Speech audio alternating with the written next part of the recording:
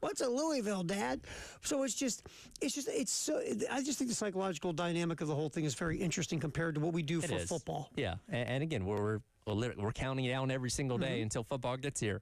76 days from now. I think you hit something else too that in our world is that we have so much access to watch the highlights or expanded highlights. Or heck, if you want to, you'll be able to find the whole game somewhere if you want to rewatch it. Sure. In the world we live in now. Or you DVR it, and if it's worth it, through the commercials. Where you watch it, you speed through the commercials and whatever the case. So it's just everything is so on demand for us now.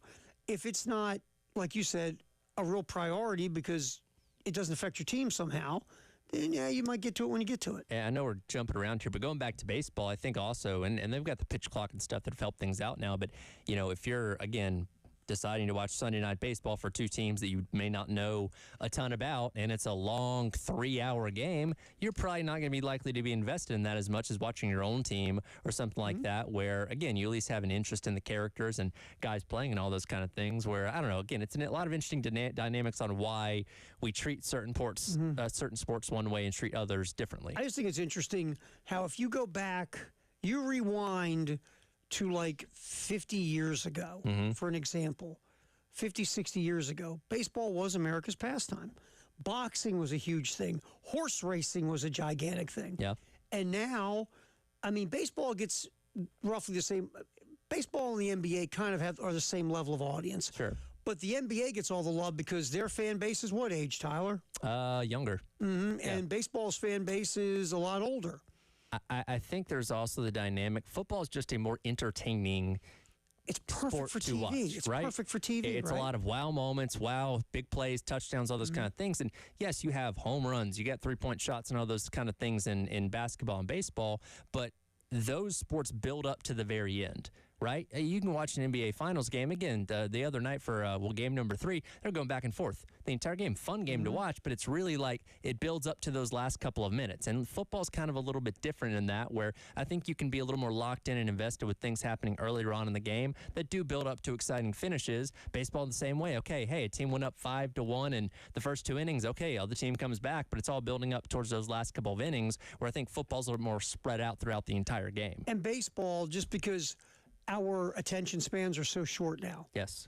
Baseball drags. And I love baseball. I can watch a baseball game, but I won't lie to you. I can't watch it like I used to. Like my attention you're not span. Locked in. You're, again, doing something and looking up occasionally and, hey, got a hit? All right. Right. And kind exactly. of a session, but you're looking up and down. And I give credit to Major League Baseball because I think the pitch clocks work phenomenally. I think the pitch clock's been great. They shave tons of time off of games. College baseball, on the other hand, is getting worse and worse. These games are creeping up on like the 4-hour mark in a lot of instances. And it's insane. And it seems like they stop all the time. And they have a pitch clock, by the way. They do, and God, but they stop for everything. Mound visits, reviews. It's just if you watch enough college baseball, you realize how clunky of a game it really is. Right. Which is a shame because it can be fun. And the other part of it, I think, when you look at baseball, with the idea that the action is spread out so much, and look, analytics are great. I get them. Again, I spend way too much money on them. But when you're making things as efficient as possible, you know what goes with efficiency a lot? Boredom. Yeah. I mean, no offense. I have friends of mine who are very efficient. Not the dudes I want to hang out with on a Saturday night. Very boring. Yes. They're my bud on Wednesday. Sure. I got different buds on Saturday. I just think that, baseball has been really, the action has been choked by the efficiency of the analytics and they're trying. I'll give them credit. Look, I'm not a Rob Manfred guy at all. But I give Manfred credit. For an example, oversized bases, I went, okay. You really think it's going to increase stolen bases? It has. Yes. And do you even notice anymore? No. Do you think about the fact that the base is bigger? Absolutely not. No, not on the pitch clock. I forget about it when I watch a game. Until you have a violation once every 3 weeks. And then everybody goes crazy. Yeah, because everybody got used to it. Right. And I just think that they are trying to pick the pace up. But and look, banning the shifts, you're trying to help action. Yeah. And again, do you ever think about that when you're watching a game? Like, they would be in a shift in this situation. No, you don't. If it were me, I'd take another step and I would ban outfield shifting too. Yeah, I really would.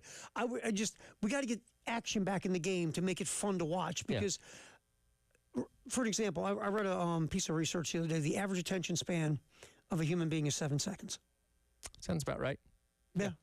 Yeah, think about when you click on a YouTube video and it plays that 15-second ad that you can't Drive you skip. insane. You lose your mind. Oh, yeah. That's 15 seconds. Can I For fast forward? Yeah, for you to wait to get to the piece of content that you want to see, but we all hate that so much. We can't wait for the skip to come up. Yeah, you're So waiting. you Like, click the skip. Come on. Click the skip and let me move. And sometimes you'll click on it, see it's a 15-second ad, and then close it out. Like, it's not worth it. I'm not doing it. I'm not doing it. Think about it. 15 seconds of your 15 life. seconds.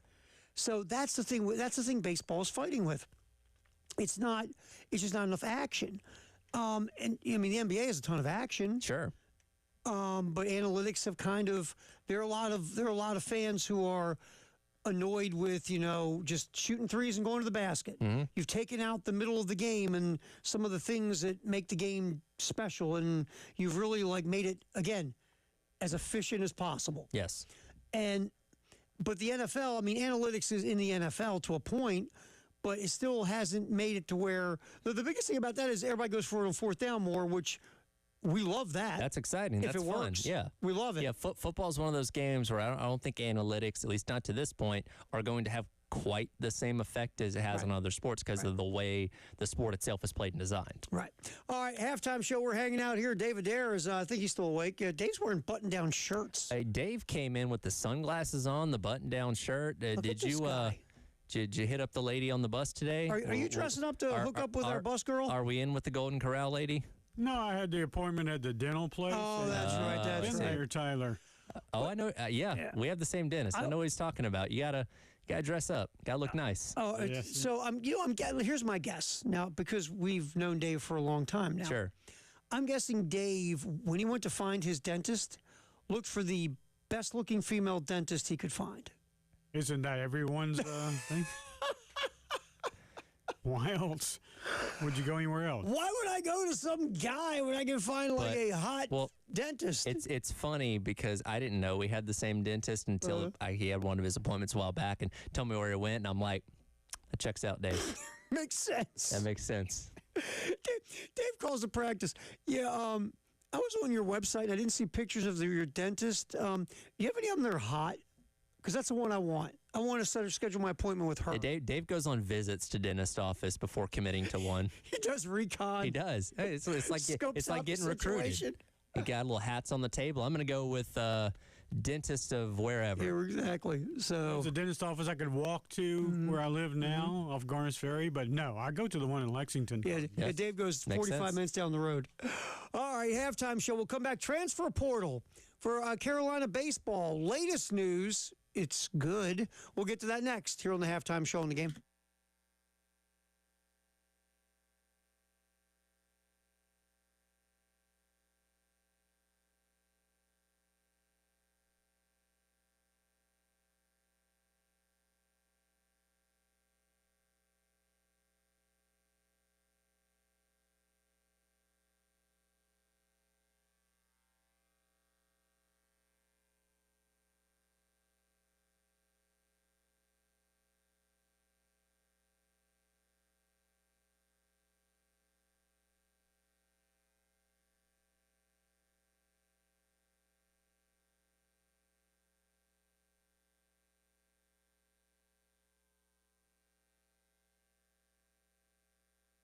All right, so if you want to do some things to the home, summer's here. Maybe you want to add some new appliances, do some stuff with your bathroom, maybe add a tub.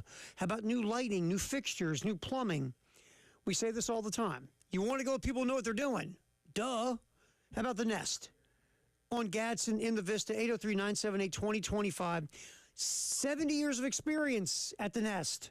So they know what's up. What you'll do is you'll call, you'll set an appointment, you'll come in, you will tell the expert what your goals and dreams, your budget, your vision is for your home, and the Nest folks will get to work. They'll take you through the gigantic, beautiful, wonderful, cool showroom. Then they'll sit you down, make everything happen for you so the dreams for your home can come true. Go with experts, the folks at the Nest, 803-978-2025. Again, Gadsden in the Vista, 803-978-2025. It's the Nest.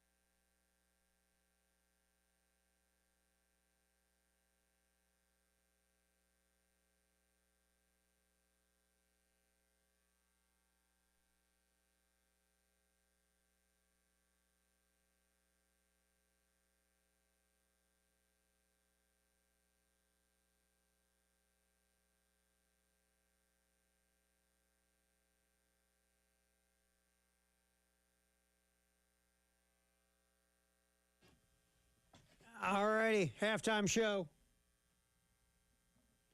Terry Ford, Tyler Head, David Dare, as we cook this baby up until 3 here on the game. All right, South Carolina, if you look at the latest transfer portal rankings, our buddy Jack Veltri threw this up on Gamecock Central.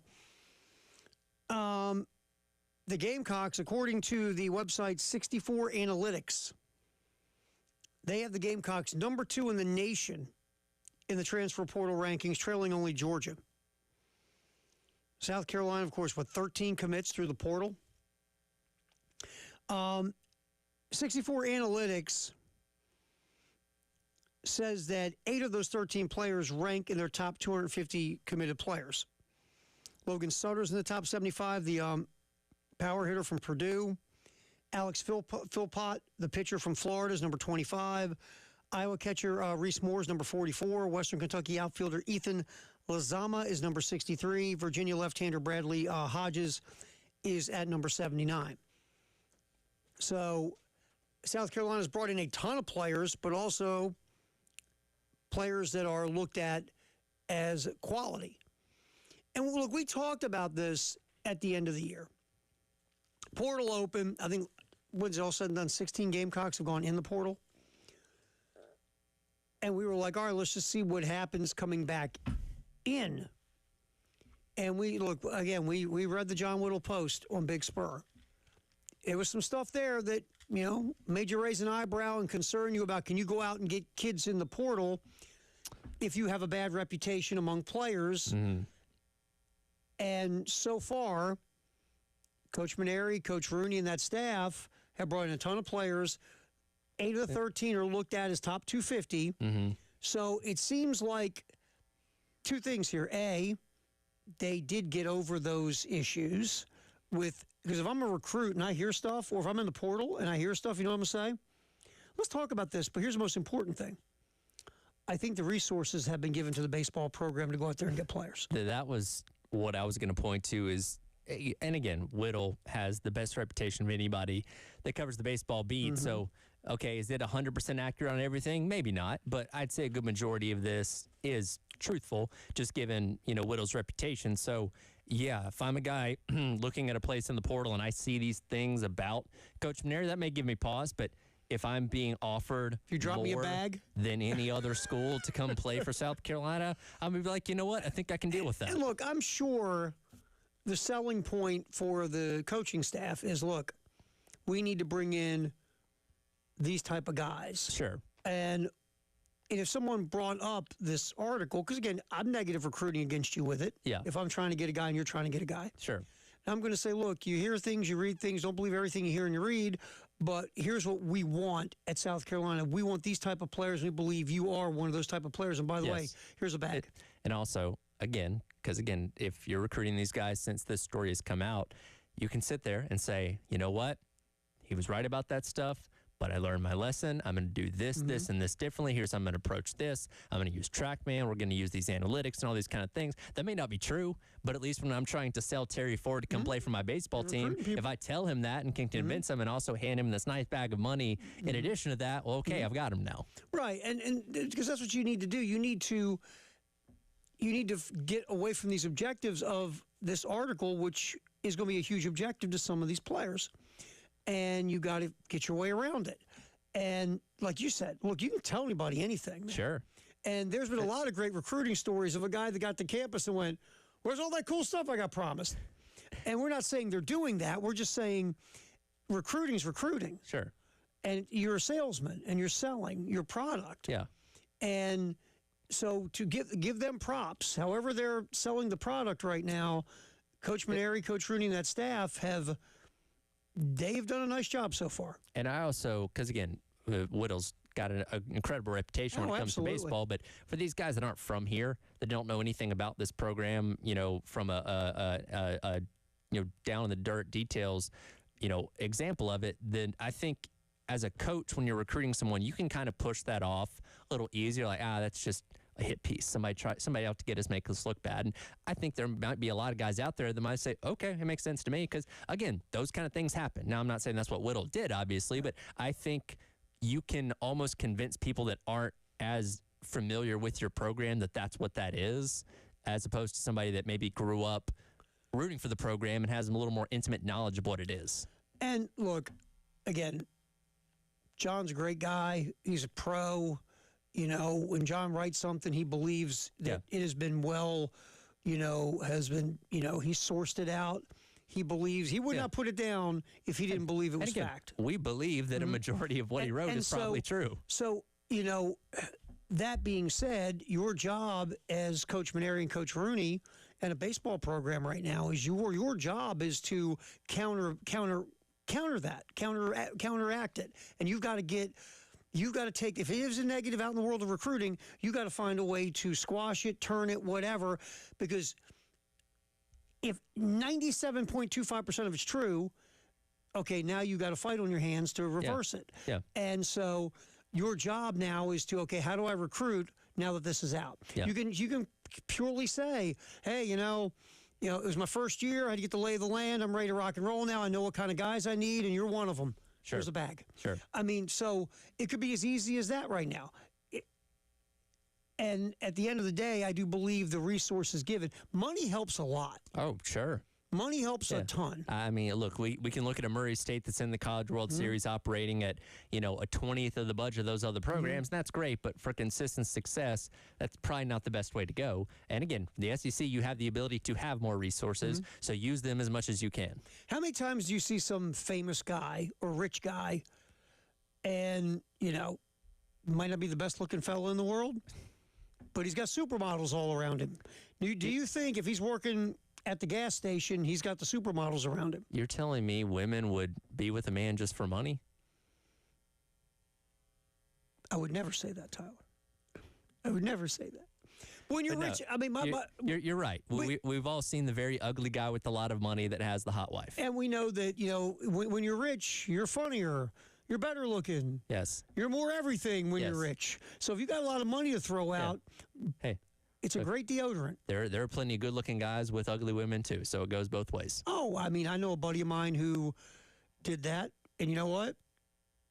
He lived a good life for a while. Yeah, again, this isn't saying everybody does this, but there are some out there that, will get past the looks for the commas in the bank account. I will say this, looking back on it, now that, you get older, you go, why never think of that? I never thought of that. There are some professional athletes out there. I'm not going to single anybody out here, but I look at them and their significant other, and I think if they weren't a millionaire, that other person would not accept their Facebook friend request. Paul Skeens.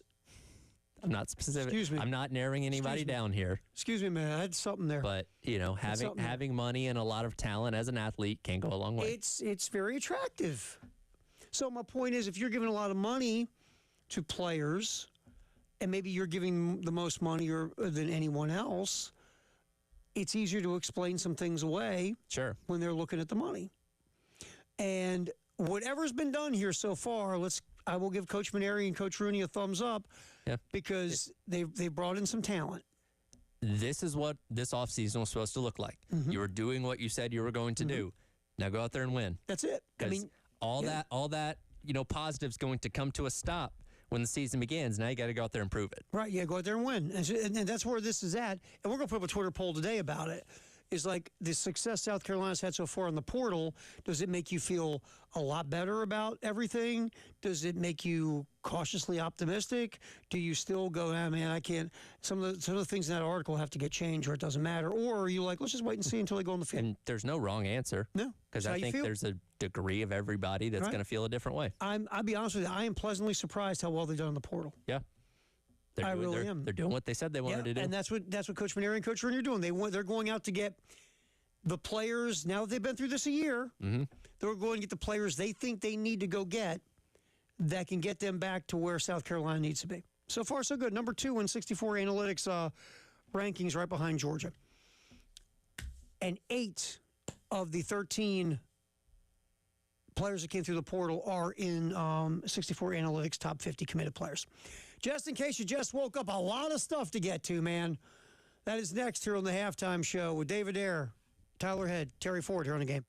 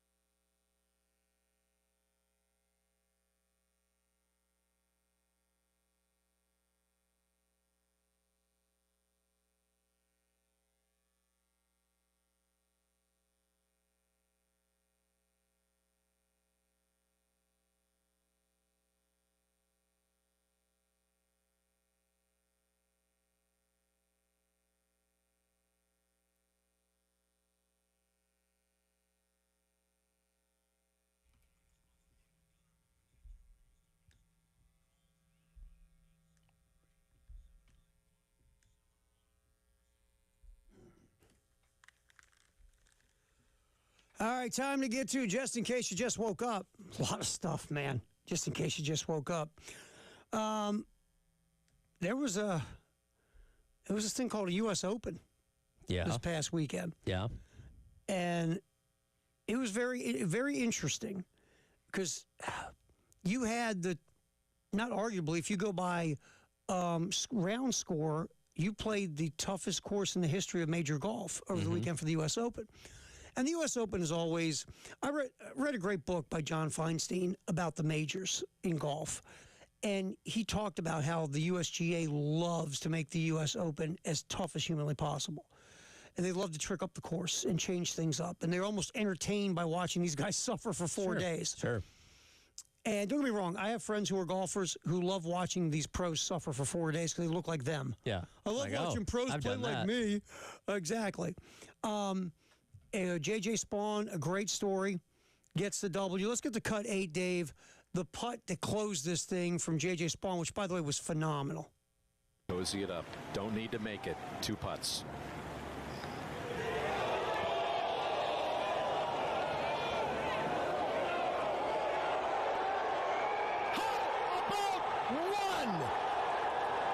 There's something else. 64-footer. 64-footer to end it. And it's even more impressive given how hard that course plays. Yeah. And the rain and all the weather conditions. Yep. And Spawn was terrible the first 4 or 5 holes. Yeah. Everybody figured he was done. And he started playing better. Other guys came back to the pack. There's some controversy on the back 9 with Burns, the leader. I mean, what do you do to get love? That thing was underwater, man. Yeah. What do you do? And J.J. Spawn, by the way, a great story. A guy that was thinking about his life after golf because he'd been playing so poorly. Sure. And he was thinking, well, what if I lose my tour card? Blah, blah, blah. I got 2 young kids. Went from all that within the span of, a year maybe? Made like $4 million yesterday or something crazy like that. $4.3 million for that W. So good for J.J. Spawn. He wins the U.S. Open. And look, we all get the heavyweights in golf, the guys who are in contention in every major, you know, the best golfers in the world, the Scotty Schefflers and all those cats. We get it. That's why it's fun. You don't want too many Cinderellas because that kind of spoils it. It's like the NCAA tournament. You want a couple Cinderellas and a couple of heavyweights, right? Because the David and Goliath is great. If David's fighting David, it's not the same, right? I was going to say, if you have nothing but Cinderellas and upsets, then you don't have dominance. Right. And you don't have those guys that raise the bar higher. And we all deep down inside want to watch dominant players, dominant teams. We want dominance occasionally interrupted by upsets. Yes. We don't want too many Cinderellas in the thing. It's just the checks and balances of sports. Right. And so, you know, Spawn gets the win. You know, and Burns, I mean, part of it was that situation and then just tough back nine. And a lot of the typical, the usual suspects, they weren't there. I thought Victor Hovland, who everybody thinks one day will win him at least one major, he was hovering. Yeah, he's like flirting the around whole tournament. Top 5, yeah. I was ready for him to make a run and steal this thing, and then he'd get his first major, but just could not get over the hump. So just Spawn was a great story. And then you had Rory McIlroy almost becomes a bigger story because whiny Rory showed up. Let's get with this going at cut 7, Dave. Rory McIlroy made the cut, barely. Just kind of hung around all weekend. Never really was in contention. And Rory also, since he won that Masters, has had some times where he has okey-doked the media. He's been moody. He did admit, he was like, man, look, I got to my holy grail. I got to find motivation again because I'm just not motivated. I'm enjoying my moment, and I got to find a way to get motivated because he's been playing, let's face it, he's been playing like hot garbage since he won the Masters. Yeah. Here's Rory McIlroy, cut 7, Dave, on frustration. Now his frustration has been pointed at the media. No, not really. It's more a frustration with you guys, but yeah. In what way? I'm just, I don't know. I mean, I've been totally available for the last few years, and I'm not saying maybe not you guys, but maybe more just the the whole thing. The whole driver thing. I mean, it seems. Yeah, part of I mean that was a part of it. Yeah, that was a part of it.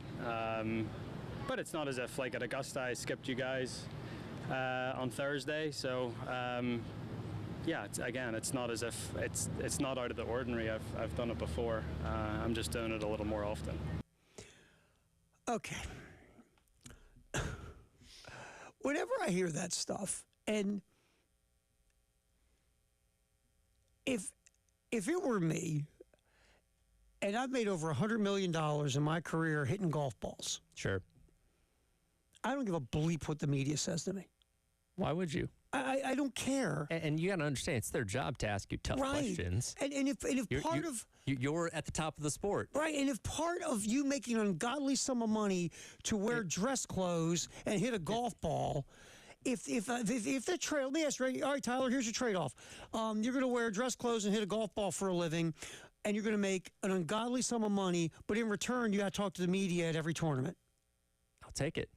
He attacked this weekend with the mindset of a minimum wage factory worker that just got off lunch and still has 8 more hours to go. Yeah. You know what I mean? Yeah. And again, if you're out there doing that job, I respect you for you're it. But grinding, man. And your frustrations in that job would be justified because that's hard work. Right. And again, it takes immense skill to be doing what Rory McIlroy is doing. But again, 1 million people would be killing to be in the spot that you're in. You got to have some perspective, man. I always say to these guys, the wallpaper on your phone should be your bank account balance. Yeah, just constantly remind you on your worst days that you have 8 commas in your bank account. Yeah, just look down and go, oh, that's right. I'm really, really rich for playing golf, for playing any sport or whatever. Why am I so mad? Yeah. Why am I so angry? And most people don't get into golf to become millionaires. No, you they get like into to it, play. and especially if you make it to that level, it's because you love it and you are immersed in it. And the money is obviously a nice part to go along with it. But again, it's kind of that read the room thing, right? Yeah. And especially after him winning the Masters, because again, it had been so long, I've been chasing it for so long, hadn't won a major in a decade. Everybody was behind him. Like, even if you didn't like Rory McIlroy, I think you enjoyed that moment and could be happy for him. And now, since then, it's kind of been this prickliness returning where people are like, why'd I cheer for this guy? And, I mean, it's almost like, to me, you should be the 180 opposite. I just achieved everything I wanted to achieve, right? Yeah. I've made $104 million in my career. I'm set for life. Yep. If I go out the next couple tournaments and stink, I'm laughing, going, guys, I'm sorry. I still got the hangover from the Masters. I got to get it out of my head. But, fellas, I achieved everything. I'm still not past my, celebrating. Like when the Caps won the Stanley Cup, and Alexander Ovechkin, after years of Washington underachieving in the NHL, and Ovechkin being looked at as a guy that can't win the cup. Mm-hmm. When they won the Stanley Cup, that guy took that cup, filled it with beer, and went everywhere. Right? Dude's laying in a fountain in D.C. pouring beer on his face. I was like, that would be me. Sure. If I finally achieved that thing that has been like dancing in front of me, but I can't get it, I am going to just celebrate and soak up every moment. Sure. And you know what? After that, here's me. You're right. Okay, I stunk, but you know what? I'm okay. I'm all right. I did it. Yeah. And I just don't. If you're Rory McIlroy, just enjoy your moments, man. Yeah. Even if you're stinking now. And I like the idea he was honest and said, "Look, I got to get motivated again." But don't be a Richard.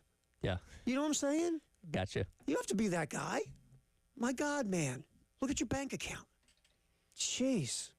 All right. Just in case you just woke up, we always appreciate doing that. And now we're going to pop in our Firehouse Up Text the Hour next, 803-404-6100. It is the halftime show. Terry Ford, Tyler Head, David Dare wearing a tux to go get his teeth cleaned. We're here till 3 on the game.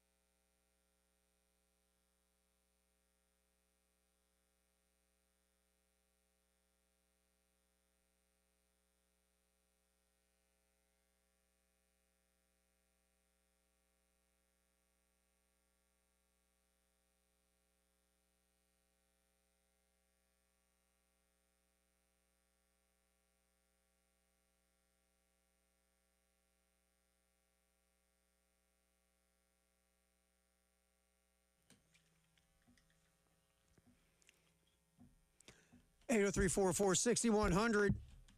Firehouse Subtext the hour here on the halftime show. What you got, man?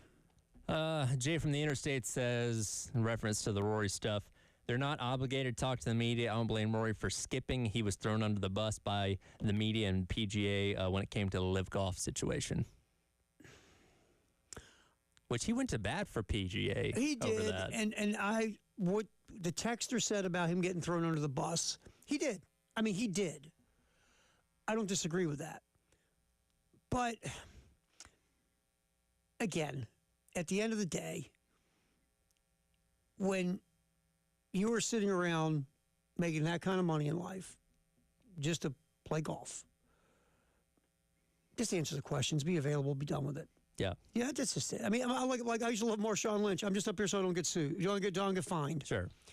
I just feel like just do the media stuff and get it over with. I've always felt that way. There are occasions where I've seen media, like in cities, go after guys, Mm-hmm. and that's a different ballgame. I get when they make it personal. That takes everything off the table. Sure.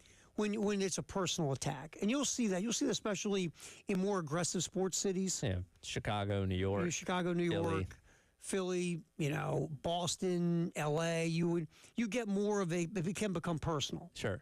Because some of the people who cover it have an ego too, or sometimes a player will try to bully a member of the media, and then it gets ugly. So there are very rare occurrences where I get it, but for the most part, just do it.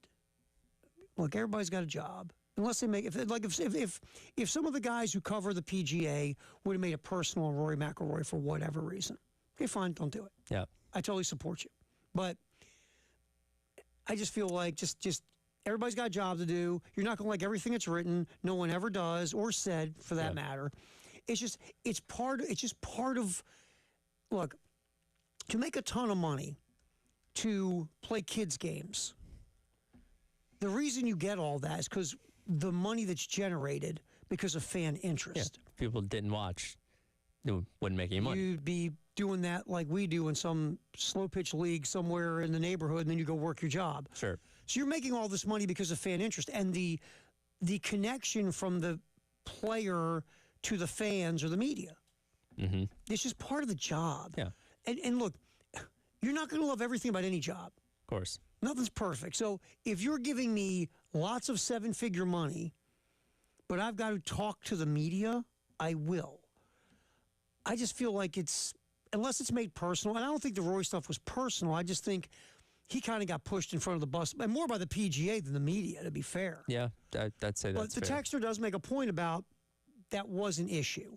But I still think, look, as long as no one makes it personal about you or your personal life or something of that nature, just talk to him, man. Yeah, and again, it's going to be interesting to see if he can find that carrot to chase after now. Because, again, he chased the, Grand Slam and the Masters for so long, and it's one of those things like, I finally did it. Now what? And you know what? He's got to figure that out. If he never, ever can get it, so what? So he cemented his legacy. He's a Hall of Fame golfer. He's got the career Grand Slam. Again, he's made an ungodly amount of money. He's won tournaments. If you can't find it again because you achieved everything, okay. Yeah. Not everybody's Tiger Woods, man. And here's the thing. He can go through the motions and still make a lot of money for many years to come. Yes, you finish in the top 30, top 20. Well, you obviously have an invite to the Masters now. You're in, man. Because you're in. And that's what it means. Like, if you can no longer find that level of intensity and focus and drive, all right. Look, Tiger Woods was a maniac. Yeah. Not everybody's that guy. Tiger Woods' goal was to crush everything in his path. It didn't matter how many things he won. He didn't want to beat you. He wanted to rip your heart out of your chest. He wanted to break your soul. So thanks for the text. We appreciate it. Like always, 803-446-6100. A lot of football coming up in the 1 o'clock hour, sponsored by Atlantic Windows and Doors. The Athletic did a very deep dive on a very familiar football player that people here know about, and we'll talk about that next here on the halftime show on the game.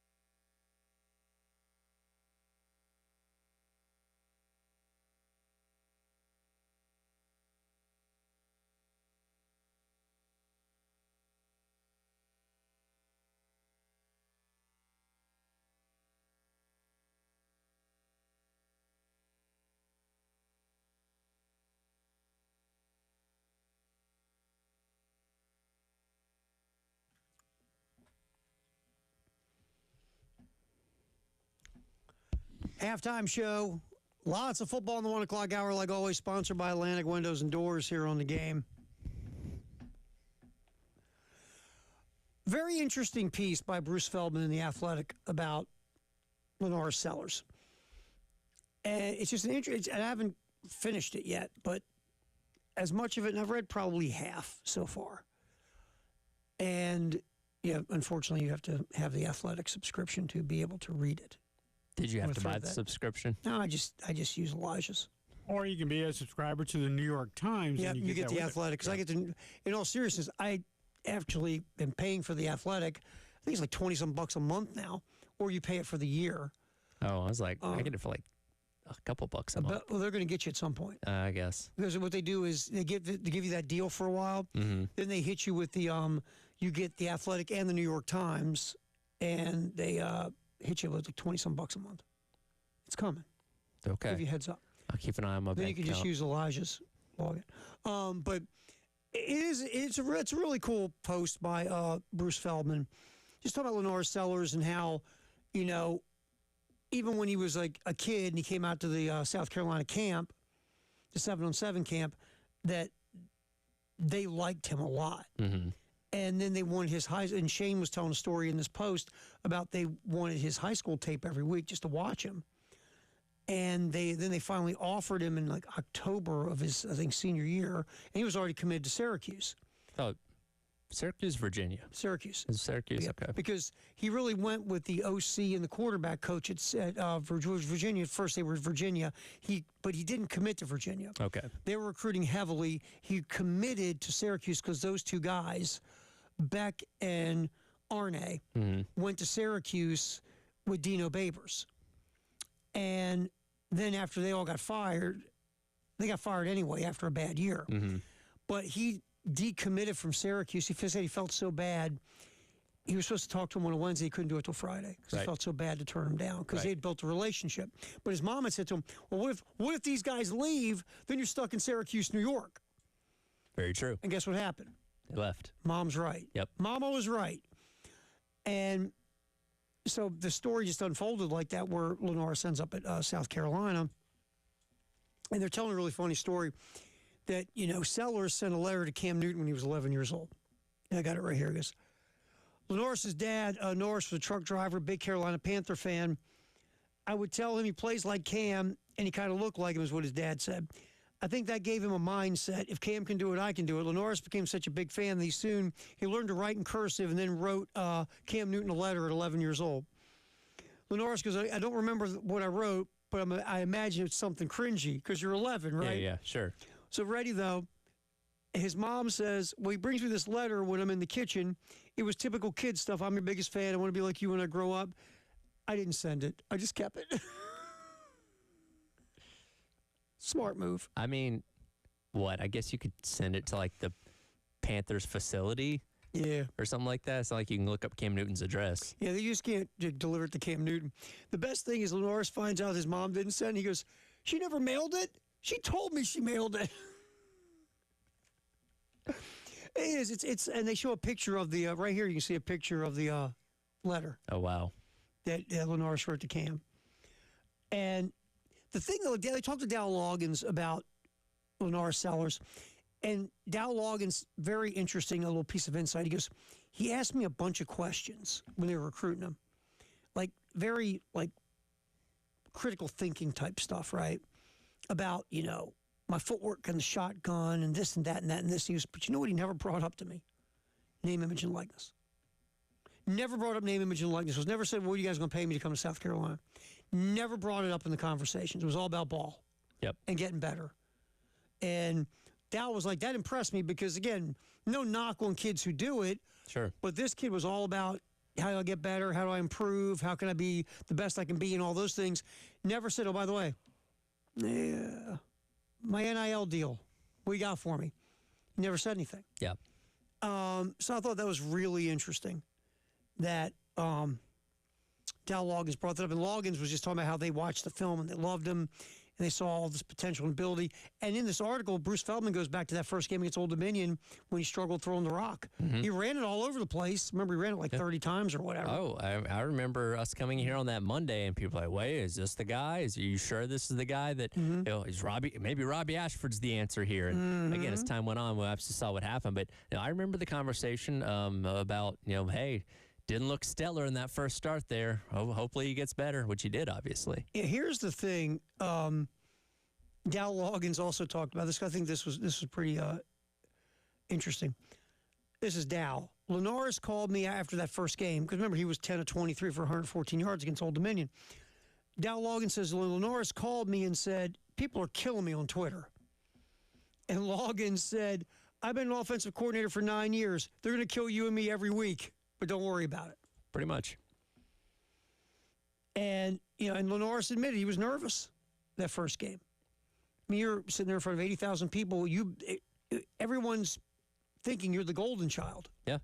You're going to go out here and throw this entire team on your back and crush everybody. And Bruce Feldman, in the title of this, talks about a quarterback that nobody knew a year ago. And obviously that's not true here, because he's a guy, especially being from up the road, and Florence is a name that had been around for several years. And even, when he was backing up Spencer Rattler in 2023, that, hey, when he gets to take over, he's going to do this, he's going to do that. We saw in those couple moments that he got to play in that season, the long touchdown against Furman, the touchdown run against Vanderbilt. You saw those little moments that really got you excited about what he could be. But outside of this bubble, I don't think a lot of people were talking about him. And I go back to, this would have been spring of 2024, when I saw him at Darlington.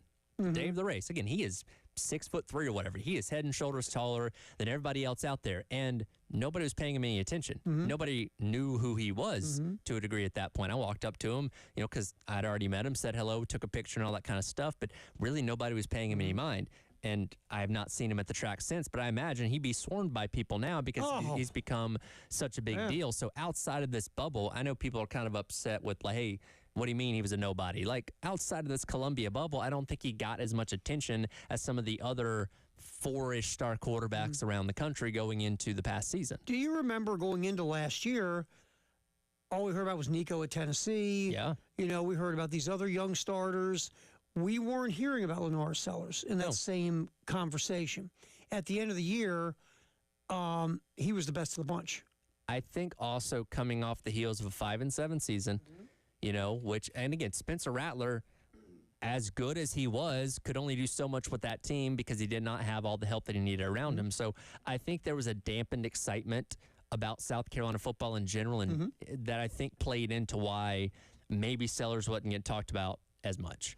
And again, he wasn't he wasn't a top 20 recruit or top 50 recruit or anything like that coming out of high school.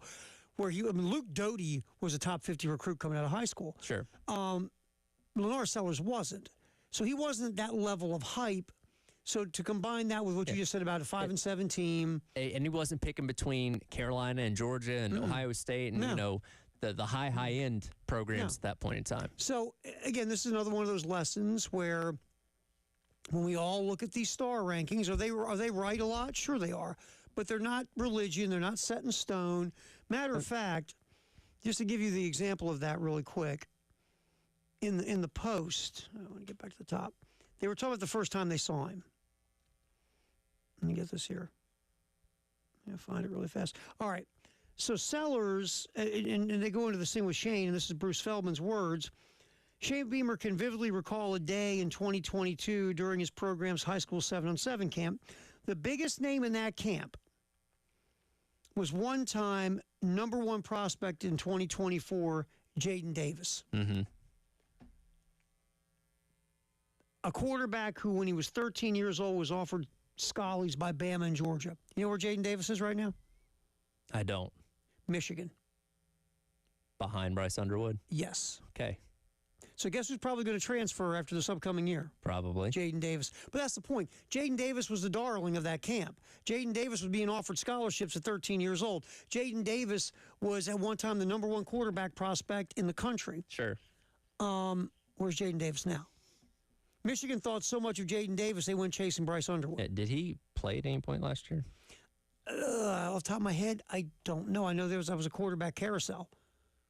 I actually think Jim Harbaugh played last year. Okay, he did play a little bit last year, but again, throws? it was if they thought he was the answer, Bryce Underwood would not be getting paid $12 million to come there. Or Davis would have taken over last year when they were having all those troubles at quarterback. Exactly. Right? Yep. They couldn't throw a forward pass last year. No, As they a were team. incapable. It was bad. It was like there was a rule: no forward passes in Ann Arbor. So I'm just the idea when we see all these star rankings. Look, like Malachi Nelson's a great example. 5-star kid at Southern Cal. Sure. He's been to Boise State. Now was he Western Kentucky now or whatever it is? Yeah, Or one of those places. And I understand why we get caught up in it because most of us aren't watching high school football across the country every single week. So we can only go off of the information provided. So if the recruiting services and guys like Wes and Chris and all them that go out there and watch these guys every single week and go to camp, if they're telling us, hey, this guy is better than the others, okay, that's what we have to go off of until we see it translate onto the field, at the next level. right, Malachi Nelson's UTEP. Okay. I Sorry. thought I knew I screwed it up. But yeah, so it's just that's the point. Even though, yes, the more 4 and 5 stars you get, typically you're a better team. We've seen the You math. got a team full of them, you're Right, probably going to be pretty good. Pretty good. But it's never the end all be all because sometimes you just misevaluate, or a kid who is killing it in high school, once he gets to college, maybe he's bigger than everybody. Everybody gets as big as him. Or maybe he just peaked at 17 or 18 or 16. Sometimes the competition level they played against in high school isn't really that great, especially as you get into the lower classifications. And, if you're 6'7" playing quarterback against a bunch of guys that are 5'10", yeah, you're probably going to look really good. Well, we talk about Vandergriff. That's exactly what happened to Brock Vandegrift. He played single A private high school football in Georgia, dominated, but got to the SEC and, waited his turn at Georgia. Didn't happen, goes to Kentucky and ends up retiring from football. Yeah, I mean, Ty Simpson, that's one of the knocks on Ty Simpson, who looks like could be the starter at Alabama this year. Played small high school football. Could he go on and be the Heisman Trophy winner and a number 1 overall pick? Sure. Could he flame out and get benched halfway through the season? Absolutely. Both are very possible. Yeah, and that's just the reality of this. So circling back to Linares, at this camp, he wasn't even the shiny object at quarterback. He was Jaden Davis, but Beamer, and you're reading the post, Beamer liked him a lot. And Beamer said this, that as he watched Jaden Davis and another quarterback who had a higher pedigree, Beamer said there was zero doubt in his mind the best quarterback in that camp was Sellers when he watched him play.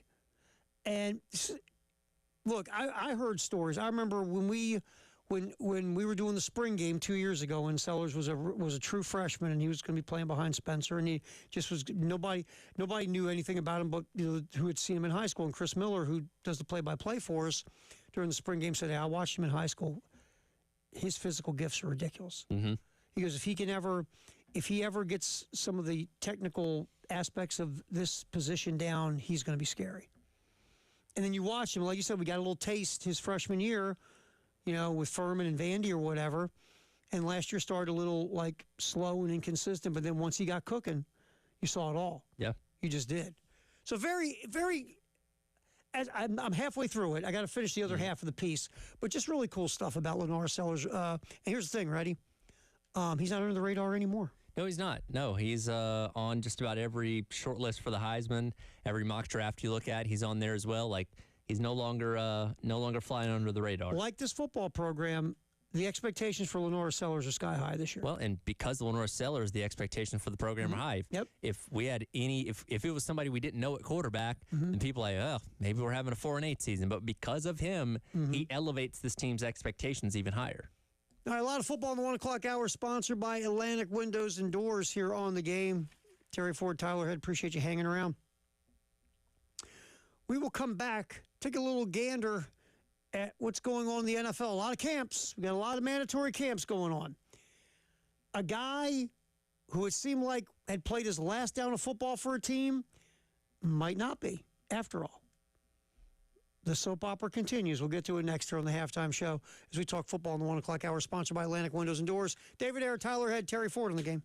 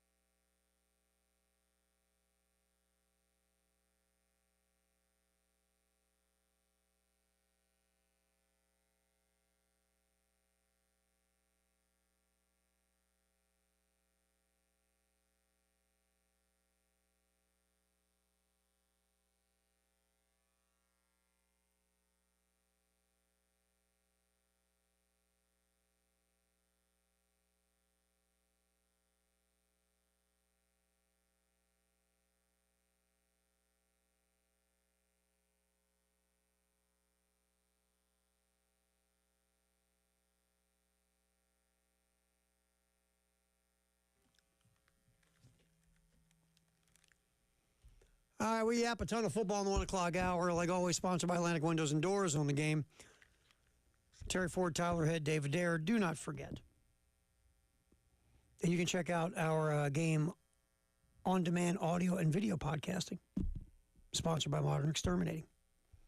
And you go to At The Game Radio TV, like Elijah, I think it's once a month, is the thing, What's Bugging Him. Yep. What's Bugging Elijah, sponsored by Modern Exterminating.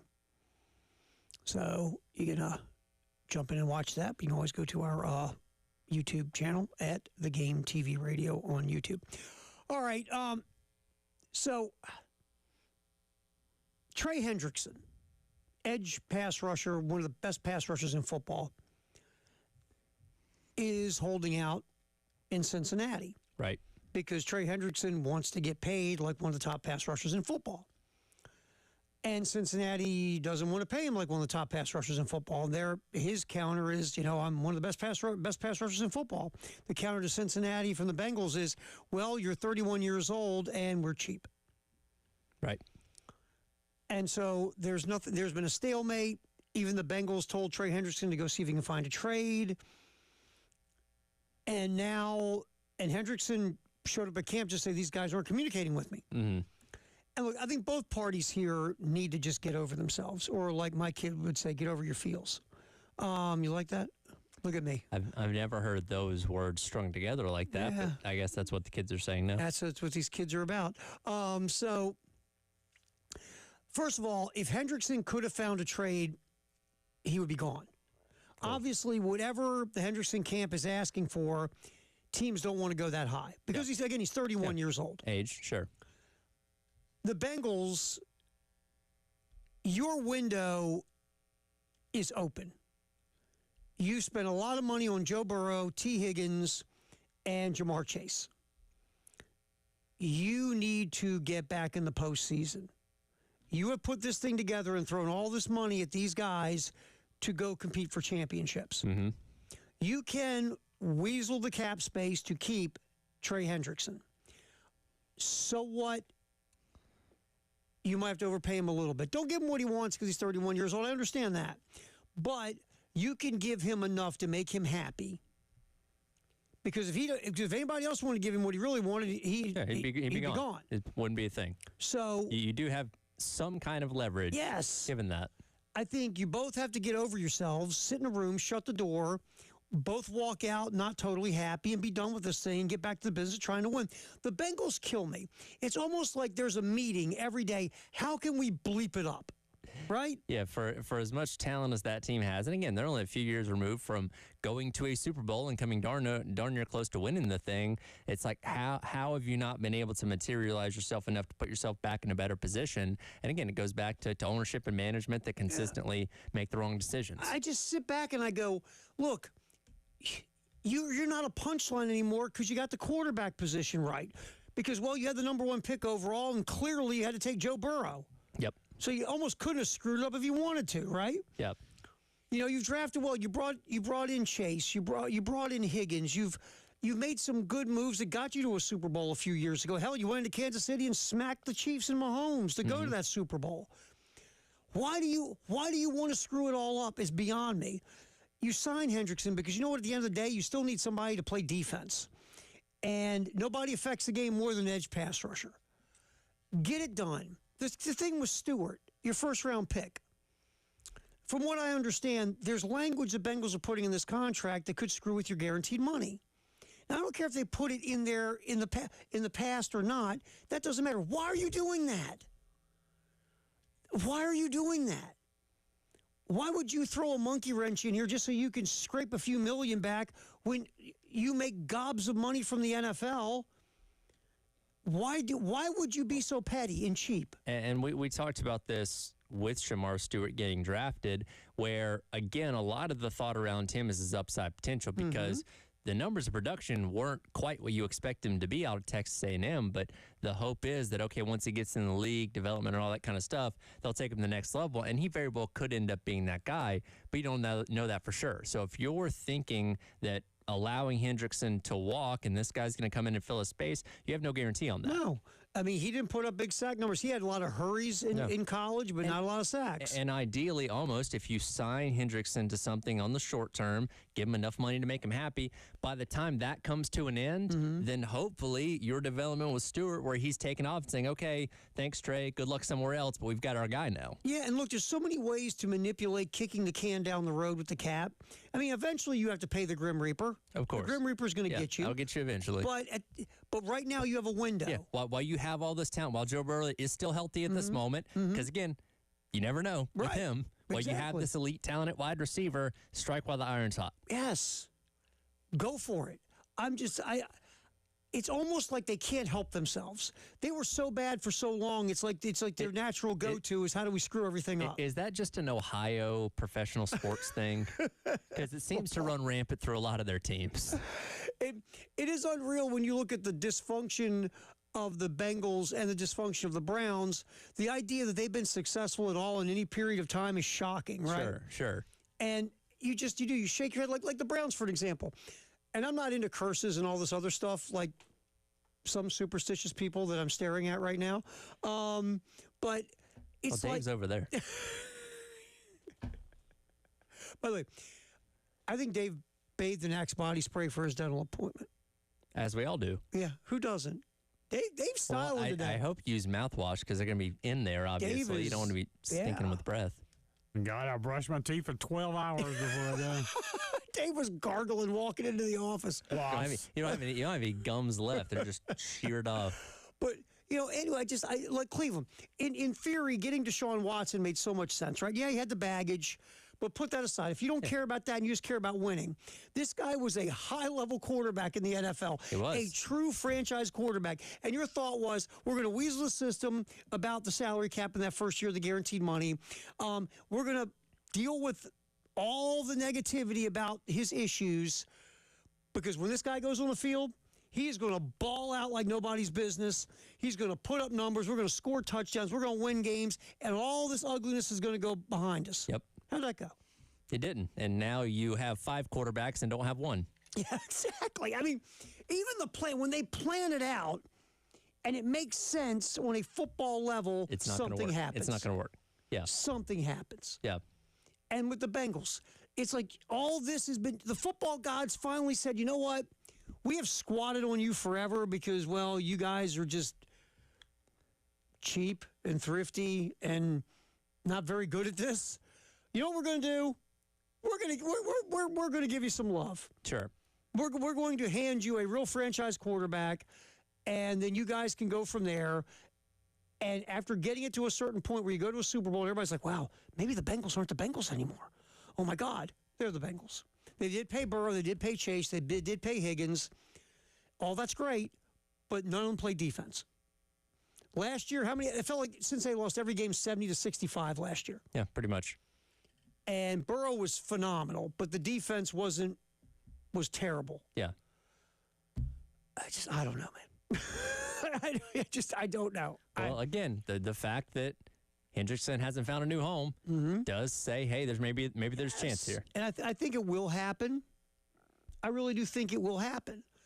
I just think this is the Bengals being the Bengals. Look, they eventually signed Burrow. They eventually signed Chase. That thing was becoming a foobar.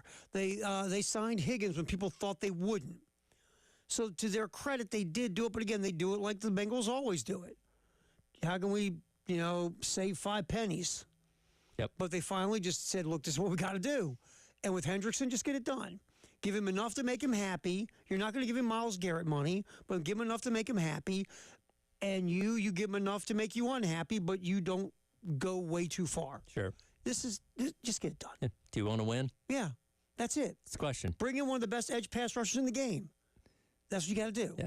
There's ways to get this done. That's how you should circle back to everything is, will this help us win? Yes or no? See, you know what you've done there? Do everything possible to make it happen. You made it logical. I did. Stop that. Silly me. You could never work for the Bengals. I guess not. All right, we talk a lot of football in the 1 o'clock hour, sponsored by Atlantic Windows and Doors. Stuart Mandel, speaking of the Athletic, took a little gander at this whole NIL clearinghouse. We'll tell you what Stuart came up with and his thoughts from talking to folks next on the halftime show here on the game.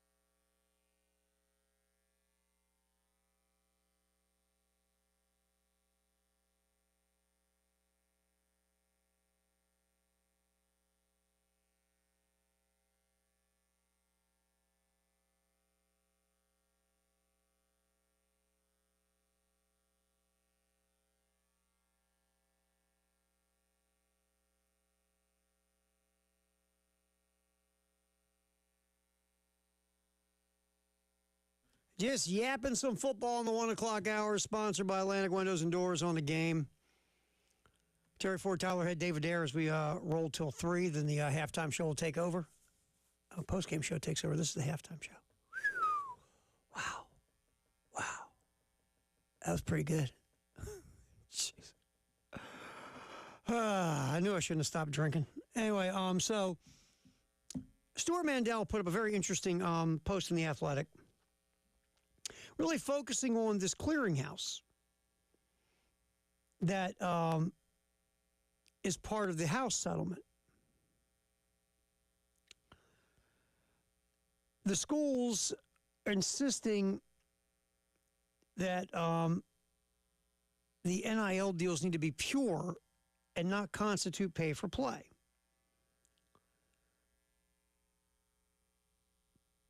But when you go to this clearinghouse, and once the deals exceed $600, the athlete has to submit them, obviously, to either they will approve them or they won't, and they won't approve them if they deem them a pay-for-play. Jeremiah Donati was on with Jay and Elijah, and it's cut to, Dave, from Friday. So let me know when you're on Friday's page.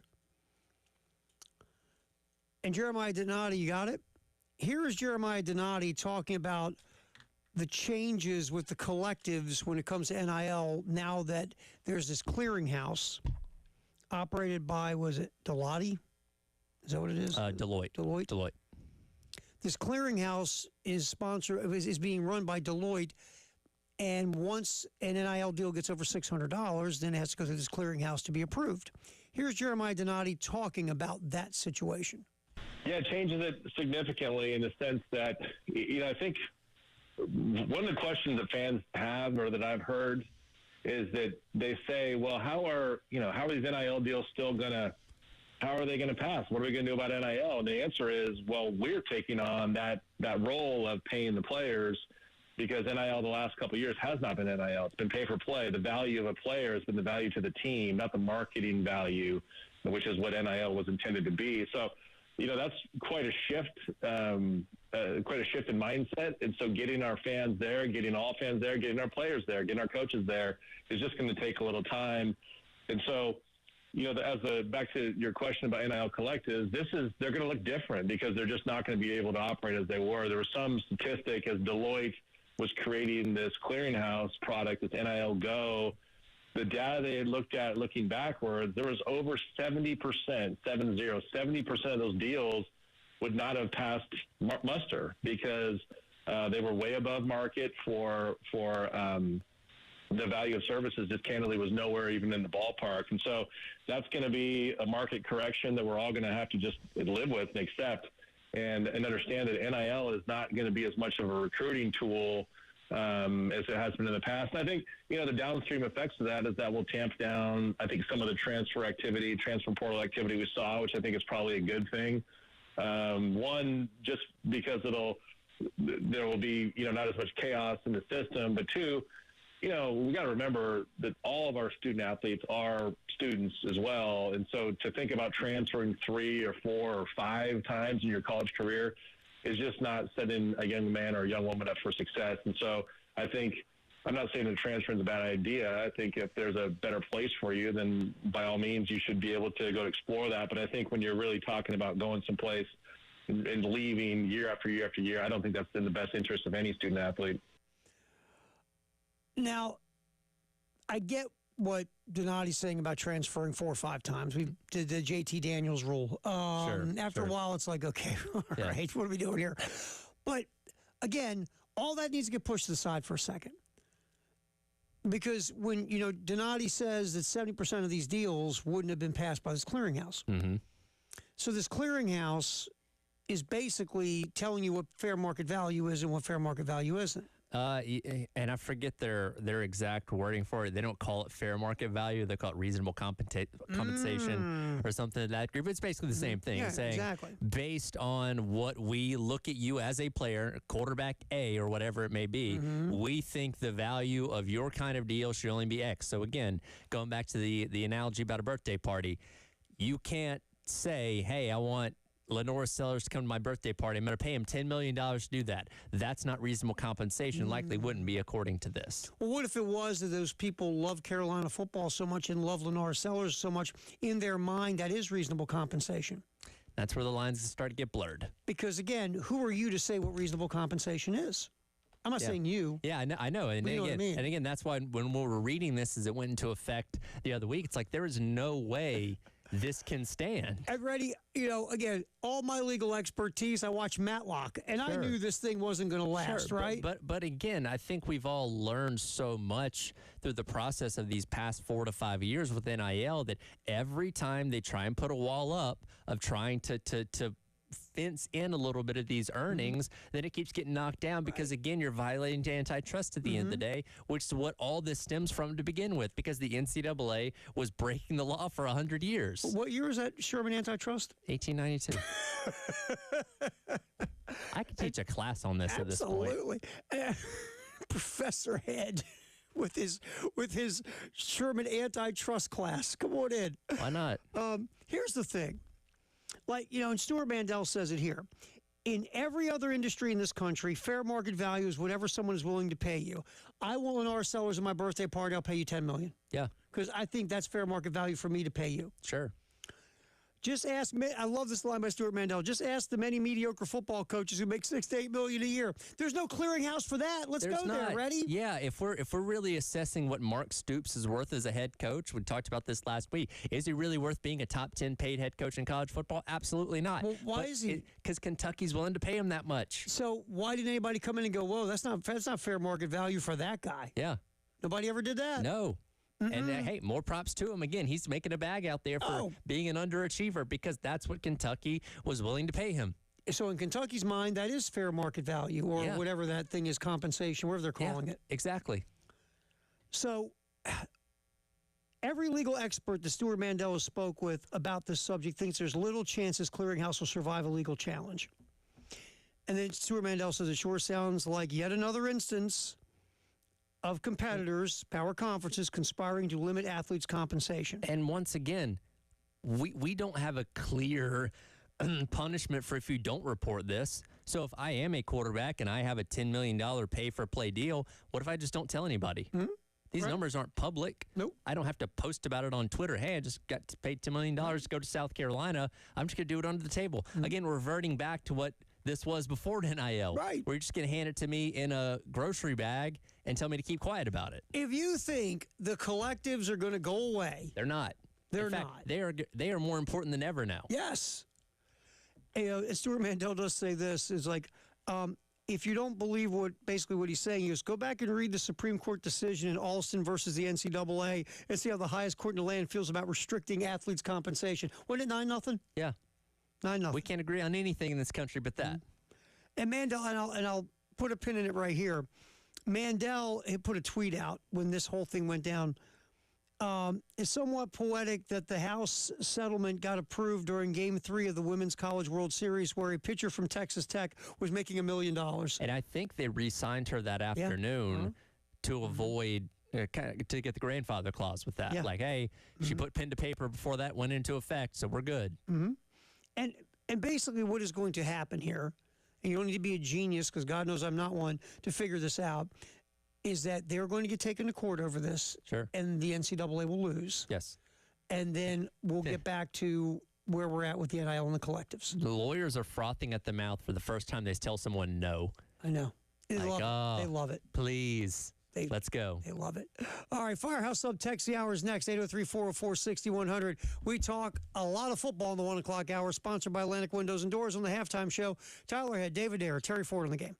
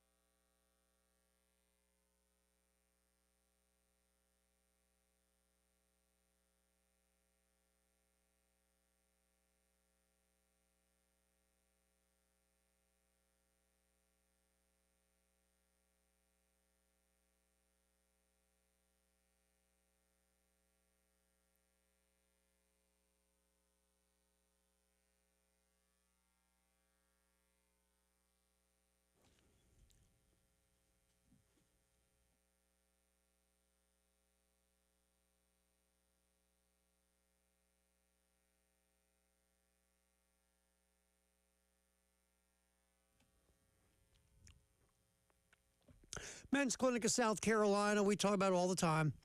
You know, you're getting older. You're a guy. Just the things that used to be natural and easy just aren't anymore. Like you don't sleep as well. Work out the gym isn't as good. Bouncing back from workout, please. Can barely stand up. Ibuprofen is your breakfast. You have a lack of life drive, sex drive, professional drive, personal drive. You can't remember where you sit stuff. You can't remember what you're doing when you walk into a room. Why am I in here? What am I doing? I can't remember. It could just be low testosterone. That's it. One way to find out. 803-875-MENS. You call the Men's Clinic of South Carolina. You go in to see Dr. Dan and the staff. Tell them your story. If they think it could be low T, they'll do some lab work. If it comes back low testosterone, they'll put you on a program specifically designed for you. Not you and Frank Thomas, you, to get you feeling like you again. 803-875-MENS. Men's Clinic of South Carolina. Make that call. Get back to being you again.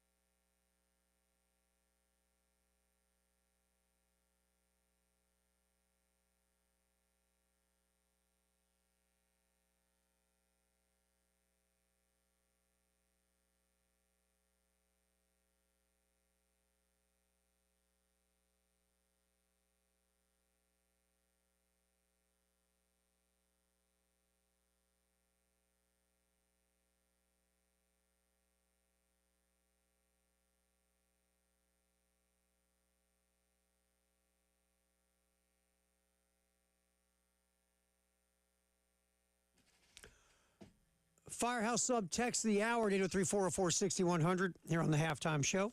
Coming up, what's trending at 2, sponsored by Traditions Fine Jewelry and Gamecock Traditions. I'm going to tell you, I stumbled upon something so interesting. I sent it to you to rack it up for us today. Yep. Former NBA ref, our boy Tim Donaghy, gives you a little insight on how the NBA passively aggressively could attempt to manipulate a playoff series. Now, again, let's remember the guy we're I getting would this say, from. do we fully trust him? Right. Let's is the remember who question. we're getting this from. The guy who is, there's a reason he's not an NBA referee anymore. Right. So how much do we take this in as him just blathering to get himself clicks, so to speak? Or is he really telling us something that we go like this? Because it feeds into everybody's conspiracy theories, by the way. It does, and you know, it's not the most outlandish thing, and I don't think it falls under like fixing necessarily, but can encourage certain outcomes. I think manipulating is a nice way to Yeah, do that's it. probably the It's better more way like to manipulating. phrase it. So we got that coming up on What's Trending at 2. We got right now on the old Firehouse sub-text line, 803-404-6100. This goes back to our conversation about the differences in sports from earlier. Let's see. Nameless Texture says football. They only play the same team the most 3 times a year, whereas all other sports have to play. All other sports have series to play, so not too much to lose if they drop a series. Basically saying in football, it's a smaller volume, so every game's more important, where, you know, if your baseball team gets swept in the middle of June, it's not really that big of a deal because they still got 159 other games. Right. You know what? And that's a good point, too. There's so many games. And I think the regular season in a lot of these sports just get kind of swallowed now because there's so many games. Yeah. And that's what makes, because look, when you want to get a casual fan, you got to give them a spark, right? Something's got to be special. There's got to be something on the line. Yes. There's got to be a specialness to it. There's got to be, and when you're only playing soon to be 18 games at some point, compared to 162 in baseball, 82 in the NBA, 82 in the NHL, obviously 18 is a heck of a lot more special because there's so many fewer.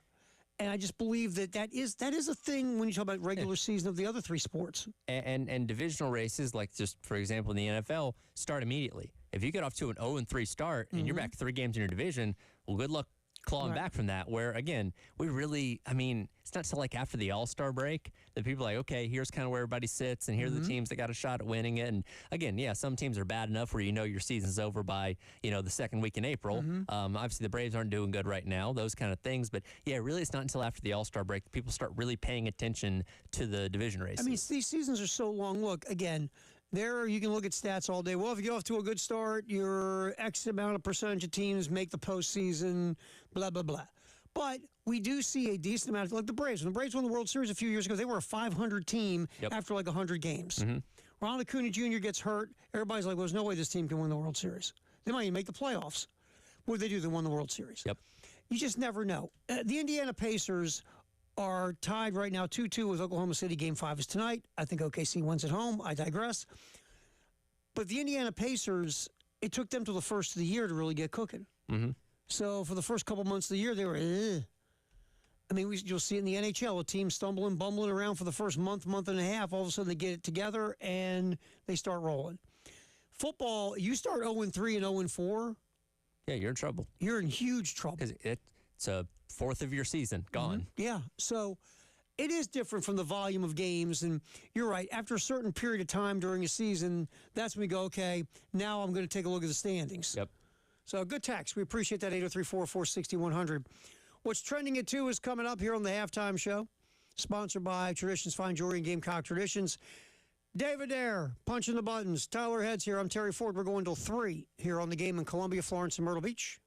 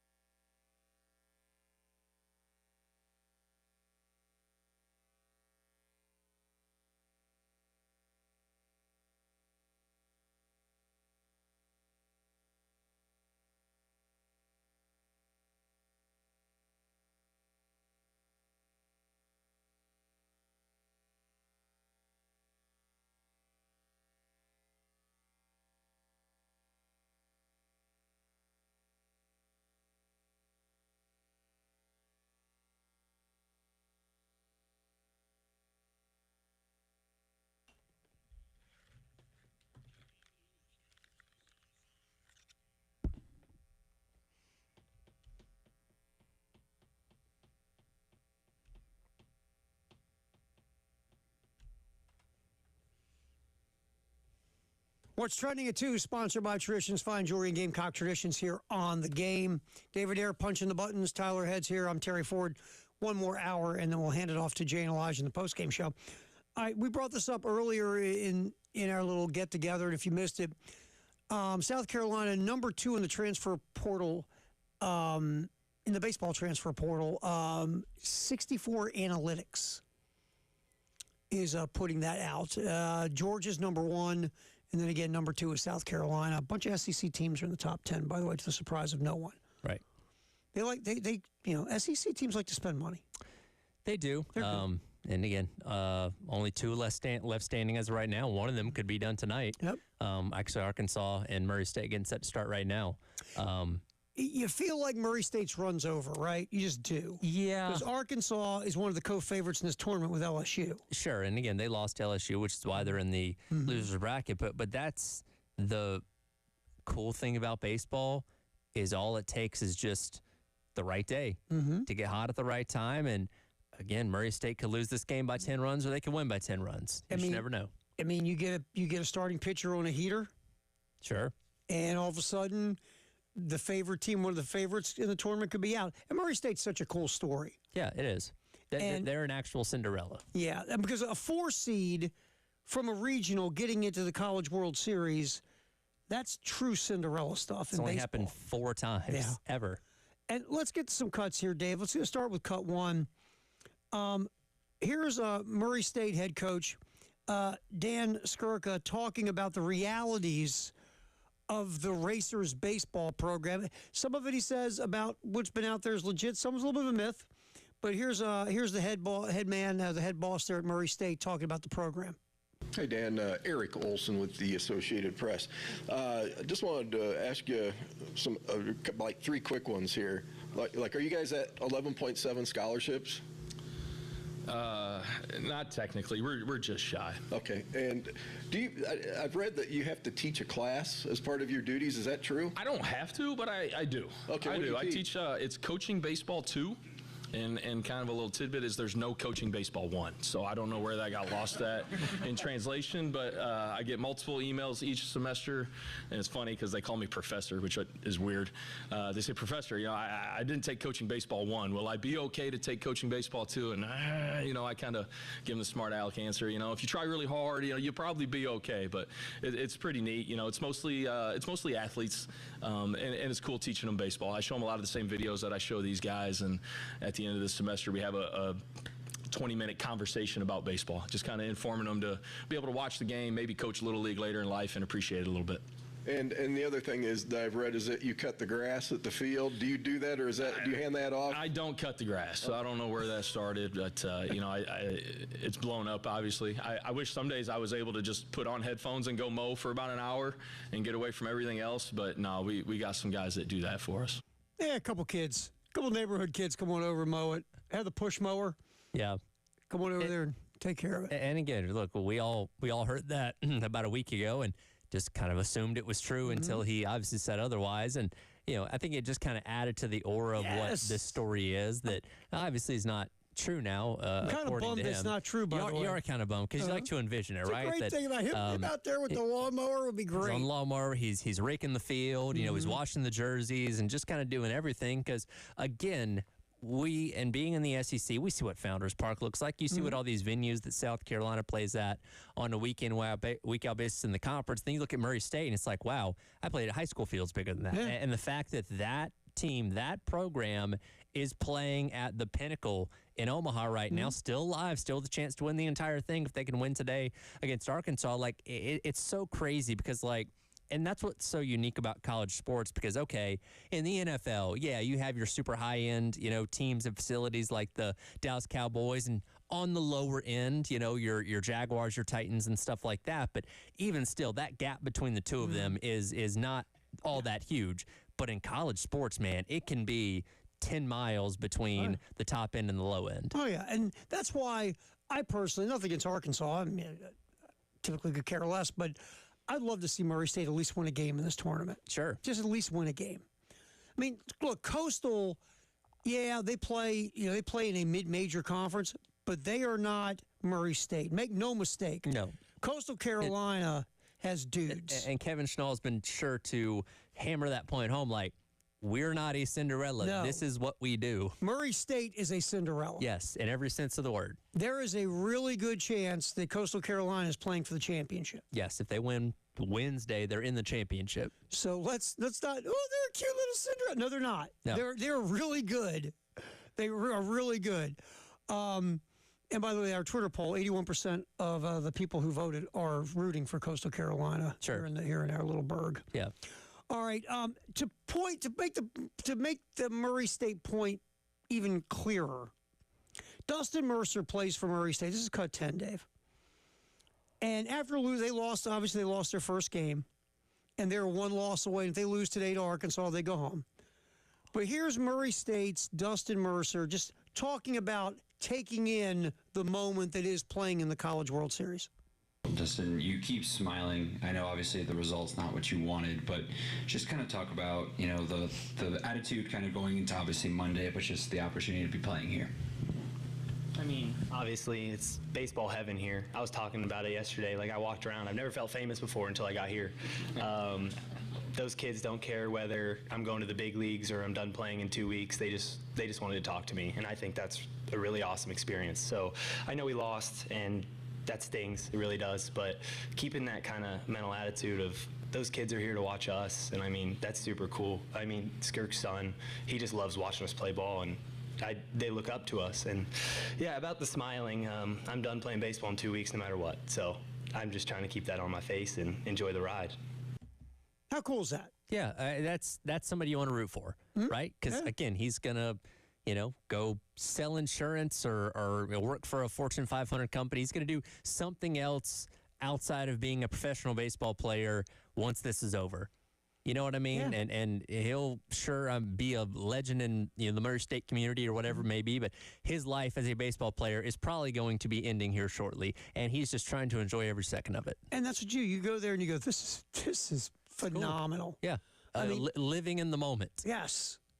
That's why, look, again, nothing against Arkansas, but I would love to see Murray State find a way today, just at least to survive for one more round. Yeah, would be for sure. fantastic. It's a great story, and, we obviously see it a lot in basketball with the deep tournament runs of Cinderellas. You don't see this a lot. Again, it's only ever happened 4 times of a 4 seed getting to Omaha, to where if you don't have a dog in the fight, they're easy to root for. And also it feels like as we move into this rev share world and, how much money can you put to baseball? And a lot of this depends on once this NIL clearinghouse nonsense gets knocked out in court. But how many more Cinderellas do we get to see in these sports? We'll see. And so hopefully we can continue to see more. But, hey, there's an argument to be made. Who knows? Enjoy it while it's here. Exactly. And again, it's all fueled by football, obviously. But the structure of what college sports are right now can change drastically in the next 4 to 5 years, to where I don't know how much this structure exists 10 years from now where this kind of thing is possible. So for the time being, when you have moments like this and have stories like this, take it in as much as you can and enjoy it. And it's great to see Murray State taking it in as well. It is. They are enjoying every second of it, and they could be done here in about 3 hours' time, or they could have another game coming up in a couple days. We'll see. Okay. What's Trending at 2, sponsored by Traditions Fine Jewelry and Gamecock Traditions. Good cut 11 here, Dave. Former NBA ref Tim Donahue was talking on a podcast, a video podcast, how the league manipulates games for teams down in an NBA playoff series or an NBA final series. Again, here's old Tim explaining this over the last couple of days. Cut 11, Dave. I think that, when I was there, that the league would come in, and if a team was up 2-0 or 3-0 in a series, they put the referees in a locker room and they'd show us 15 or 20 plays that they wanted us to concentrate on that night in the game. And those plays always went for the team that was down in the series and against the team that was up. So that's how they would manipulate the series, so the games would go from 3-0 to 3-1, 3-2. So it'd be a 6-7 game series. I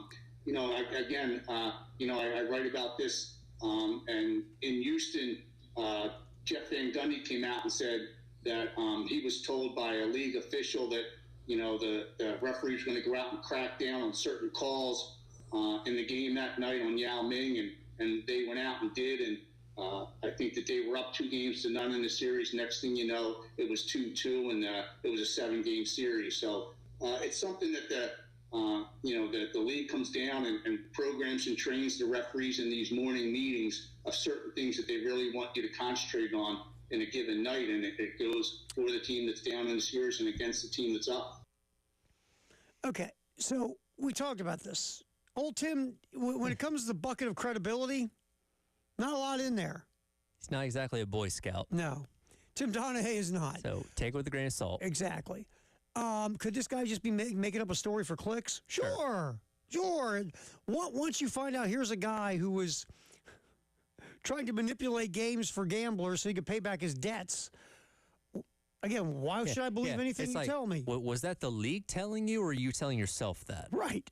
So if we go down the rabbit hole of, okay, let's believe it. I mean, I guess for me, again, this is why, right here, what you just heard is why it's so tough to fix games or manipulate games in general. Yes. Here's a guy who, if he was still in the NBA as a ref, he wouldn't be talking about this. Absolutely not. But he's not there anymore. No. So guess what? Tell it, say as much as he wants to. But that's the thing here. I don't look at if this is true, if what he says is completely legit, where the league comes to these officials and says, "Hey, here's what we want you to focus on in terms of calling this game tonight," that's still not manipulating the outcome. That's not fixing the game. That is something that could potentially benefit one team, but it's not the same as what people put on the conspiracy hats and say, "Well, when the Chiefs need a first down in the playoffs, the referee's going to make sure they get a first down." It's not that. You know what I mean? Like, it's a way. Could the NBA be leaning towards it by trying to extend the series to get more TV and ad revenue and all that kind of stuff? They could, but still, the game still has to be played. And even if the officials one night start calling the game a little more differently than they do the night before, that other team can still overcome that. That's not the end-all, be-all that there's no way that they can win, right? Yeah, I mean, it's all you're doing is you're trying to... If you were doing this, if this is true, what you're just doing is you're hoping that you show them these plays, right? And they'll make a call or two at some point in a crucial moment in this game that will help the team that's behind the series so you can try to get another game or two of TV You can't money. guarantee that. But you can't guarantee it's going to happen. What if the other team just blows them out? Or how about this? Where it has no effect? Or how about this? What if you keep doing this and the team you're trying to help can't make a shot? Yeah. You can make an attempt to try and extend this as long as you want, but again, there's so many. Again, that's why I'll never put on the hat and say League X is trying to help Team Y win, because there's so many variables. Yeah, and the other part is, we say this all the time, if these leagues really were manipulating outcomes, the Dallas Cowboys would win every Super Bowl, the New York Yankees win every World Series, the Dodgers. Or they at least wouldn't go decades and decades without them. Or any place LeBron plays in the NBA Finals. Sure. I mean, it's just... Yeah, if the league really had their way, would Oklahoma City and Indiana be playing in the finals right now? Absolutely not. The Knicks would have came back to beat Indiana. Yes, because that would be a ratings bonanza. Yes. So I always, whenever the tinfoil helmets are coming out, I always remember all that stuff. But that clip is going to be a reference point for so many people, especially going forward now, for anything that goes against one team. If Oklahoma City, let's say they win tonight, then Indiana wins Game 6. You know what's going to be said in Oklahoma City, right? Yeah. You know. Oh, you know what they did? They did that Donahue guy. I heard him. He's an upstanding citizen. This is fixed. What's trending at 2, sponsored by Traditions Fine Jewelry and Gamecock Traditions. If you ever sat around wondering about the deep meaning of life in general, like why are we here, or how'd that Jell-O shot challenge start? The real question. We'll let you know about that next on the Halftime Show. We do What's Trending at 2, sponsored by Traditions Fine Jewelry and Gamecock Traditions on the Halftime Show on the Game.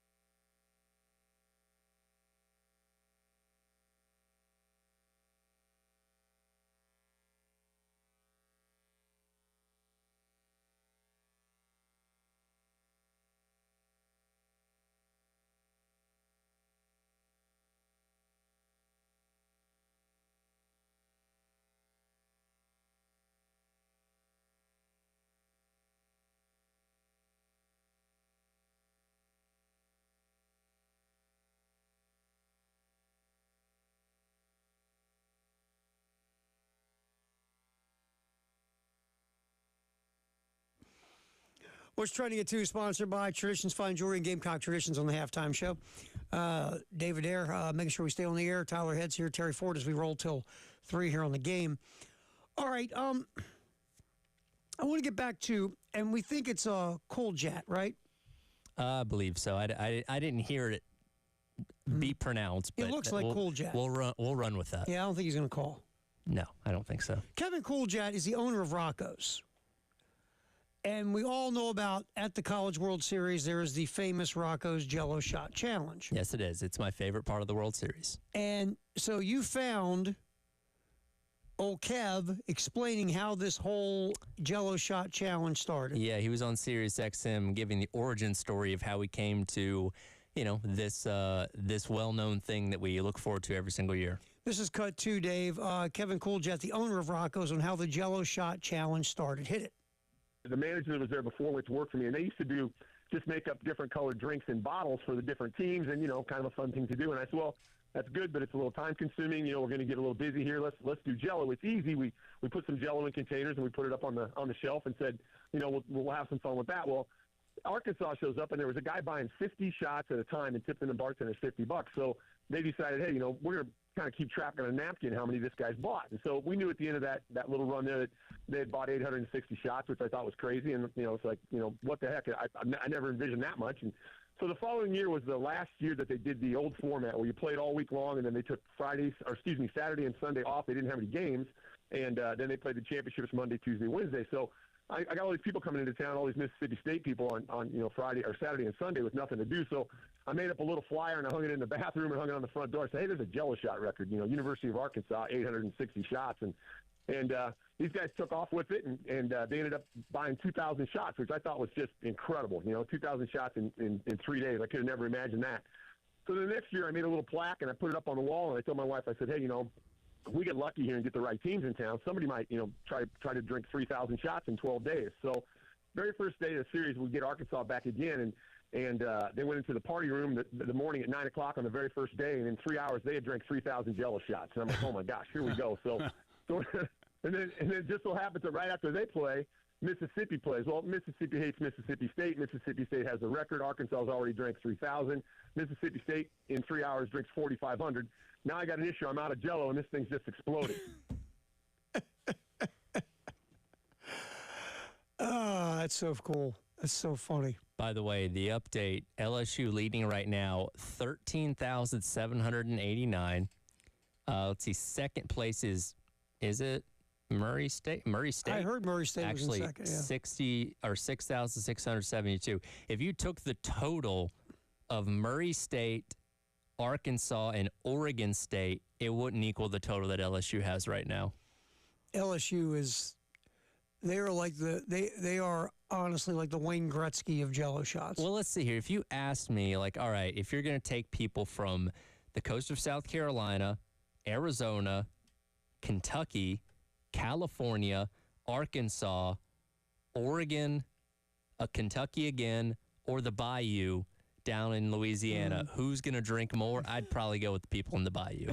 I think it's hilarious how LSU, this is a thing with LSU. It is. And when they're there like almost every single year anyway. Right. They've got their tolerance high. No doubt. But I love this. This is a thing, right? This is what makes college sports special. Things like this. Right. And it's just something that just, again, it wasn't the plan. No. It just organically happened. Naturally happens. And then look at what you got. Yeah. By the way, 13,000 Jello shots. Oh, my God.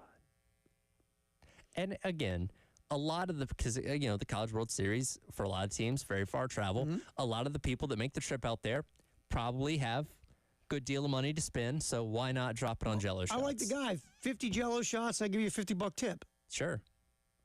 I can buy one Jello shot and throw you like $1 tip. Yeah.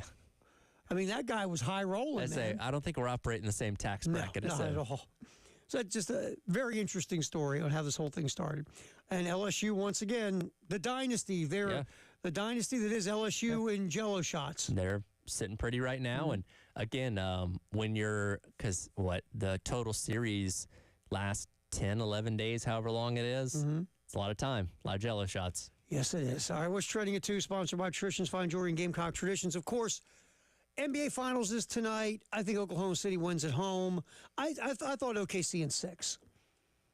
But can I see a Game 7 in Oklahoma City? Absolutely. Sure. The way the Pacers have played. Well, it's one of those things that on Friday night, when the Pacers had the 10-point lead in the second half, you're thinking like, oh, man, they're about to jump up 3-1 in this thing. And while that's not impossible to overcome, you'd say that is a huge mountain for Oklahoma City to climb. SGA turns on the Jets, goes crazy in the fourth quarter, obviously helps lead the comeback for Oklahoma City to win. Now it's like, okay, that's one of those, that's kind of that moment that if Oklahoma City ends up winning the series, say that's where Indiana lost it, because they had the chance to put their foot on their neck and they couldn't do it. I feel like that is going to be when you look back. Because if you're the Pacers, you could have gone up 3-1. Yes. And in the last 2 minutes, SGA just took over, made every big shot. Was it like the last 12 or 13 points, all SGA? Yeah, the only person who scored a point was Dort hit a free throw. He went 1 and 2 from the line. Everything else was SGA. I do believe, because, again, I just think Oklahoma City is a better team, and eventually they win the series. Again, I said 6. If Oklahoma City wins this thing, it's going to be looked back, and that stretch right there changed the entire finals. And Oklahoma City, as dominant as they've been this season, hasn't been put in a lot of positions to have to come back and overcome things. So if anything, I think they proved to themselves on Friday night, hey, we can do this. Like, again, yeah, you can blow a team out by 40 or 50 points. They've done that plenty of times, but having to claw back against a team that seemed to have the momentum on their side, I mean, it seems like it's all shifted back to OKC now. And, look, again, I give Indiana a ton of credit, and just the way they played since the first of the year, they deserve to be where they're at. But I just think Oklahoma City, they're just better. They just are. But what's going to be even more interesting as you go through the NBA is we've seen a shift in how this is done. Again, we're not looking at teams filled with superstars anymore. Right. That 3-star system we saw, if you look at these two teams, they don't have 3 superstars. They just don't. I mean, they've got Shea Gilgeous-Alexander in Oklahoma City. My man Chet Holmgren's really good. The kid Williams is really good. But we're not sitting here saying that's a 3-superstar trio. No, it's not the big 3 from the Heat back in the day that everybody's saying, okay, well, I guess they're going to win the title. Right, exactly. Like, it's not, the league is not that way anymore. No. And to that point, Orlando made a head-scratching trade. It's not who they got. Desmond Bane's a good player. I mean, he can shoot the 3. He's really good at the line.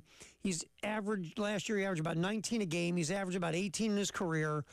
He's one of the best 3-point shooters in the NBA. But to give up as many first-round picks as Orlando did, I think 4, and 2 players for a guy who is not looked at as a star or a superstar, looked at as a good player. Sure. This is when you've gotten to that point of desperate where you've been in the lottery, you've accumulated some players. You know, and Orlando has. They got Wagner and Banchero and Suggs. Now, my guess is someone in the ownership office called down to the front office and said, okay, guys, isn't it about time to, win some playoff series? Yeah. Just saying. Yep. We're paying you a lot of money. Yeah, it's kind of like, okay, do you think this is your final piece? Yeah. I don't, but I'll say this. It makes them deeper. Like, it gives you 4 legit scores now. Sure. Again, superstars, Banchero, maybe one day's a superstar, I don't know. But right now you got 4 guys you can put on the court who can get you buckets. It feels like the NBA now is going to depth more than it is going to let's have 3 superstars and just a bunch of schmoes. Yep. So we'll see what goes there. Another trade was made in baseball. Rafael Devers, one of the best hitters in the American League, or I shouldn't say, a very high-level offensive player, was traded by the Boston Red Sox. And they didn't get a ton for him from the San Francisco Giants. Let me explain this really quick. Rafael Devers was the guy who whined when the Red Sox signed Alex Bregman to play third base. Devers was the third baseman. Devers, defensively, one of the worst third basemen in the entire game. Yes. Bregman's a Gold Glove level third baseman. So instead of Devers understanding and learning a new role or a new position, decided to whine and moan publicly and disrespect the front office. Then, when the first baseman got hurt in Boston, Casas, might have heard the name, Boston asked Devers to go play first, and he refused. This is not about what you get back from the Giants. You know what this is called? Addition by subtraction. Yep. And here's how bad it is. You have a high-level offensive player to that caliber, and you got to get him out of your clubhouse because of the poison he's adding to your clubhouse. Absolutely. Watch him be great with the Giants, though. Yeah. That's the way this thing goes. All right. Greatest day in the history of the world. That's next here on the halftime show on the game.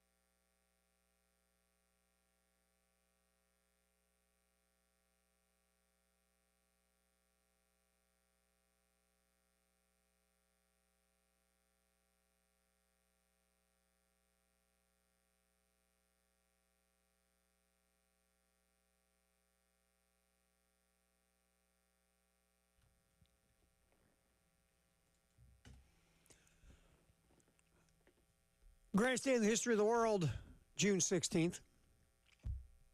On this day, a lot of old school U.S. Open here, Tyler. Yep. Tommy Armour in 1927 won in a playoff over Harry Cooper. 1946, Lloyd Mangrum edges Byron Nelson in a 36-hole playoff. Ben Hogan this day in 1951 wins his second straight U.S. Open. Come from behind victory over Clayton Hafner, the great Clayton Hafner. 1956, Kerry Middlecoff won the U.S. Open by one stroke over Ben Hogan and Julius Burroughs. 1968, Lee Trevino becomes the first golfer to play all 4 rounds of the U.S. Open under par. Beat Jack Nicklaus by 4 strokes. Hale Irwin in 1974 on this day, Tyler had won the U.S. Open. He took out Forrest Fessler by 2 strokes in what has become known as the massacre at Wingfoot. Not a single player breaks par in the first round. Irwin 7 over, the second highest score to win the U.S. Open since World War II. The highest, Julius Boris, 9 over par. And we were all going, wow, look at this.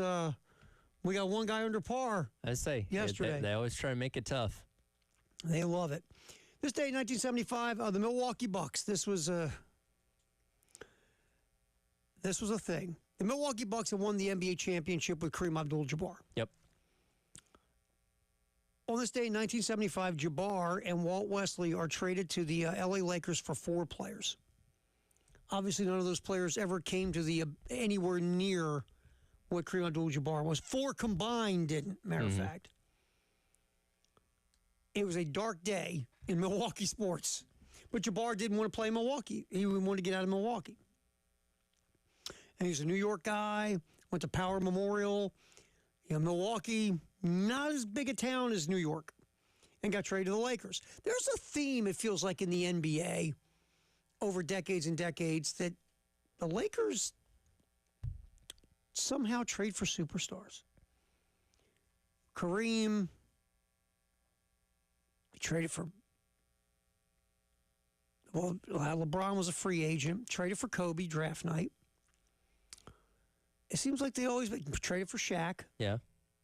They seem to always make these trades and get superstars. They just traded for who? Luka? They did. Always figure out a way to trade for a superstar.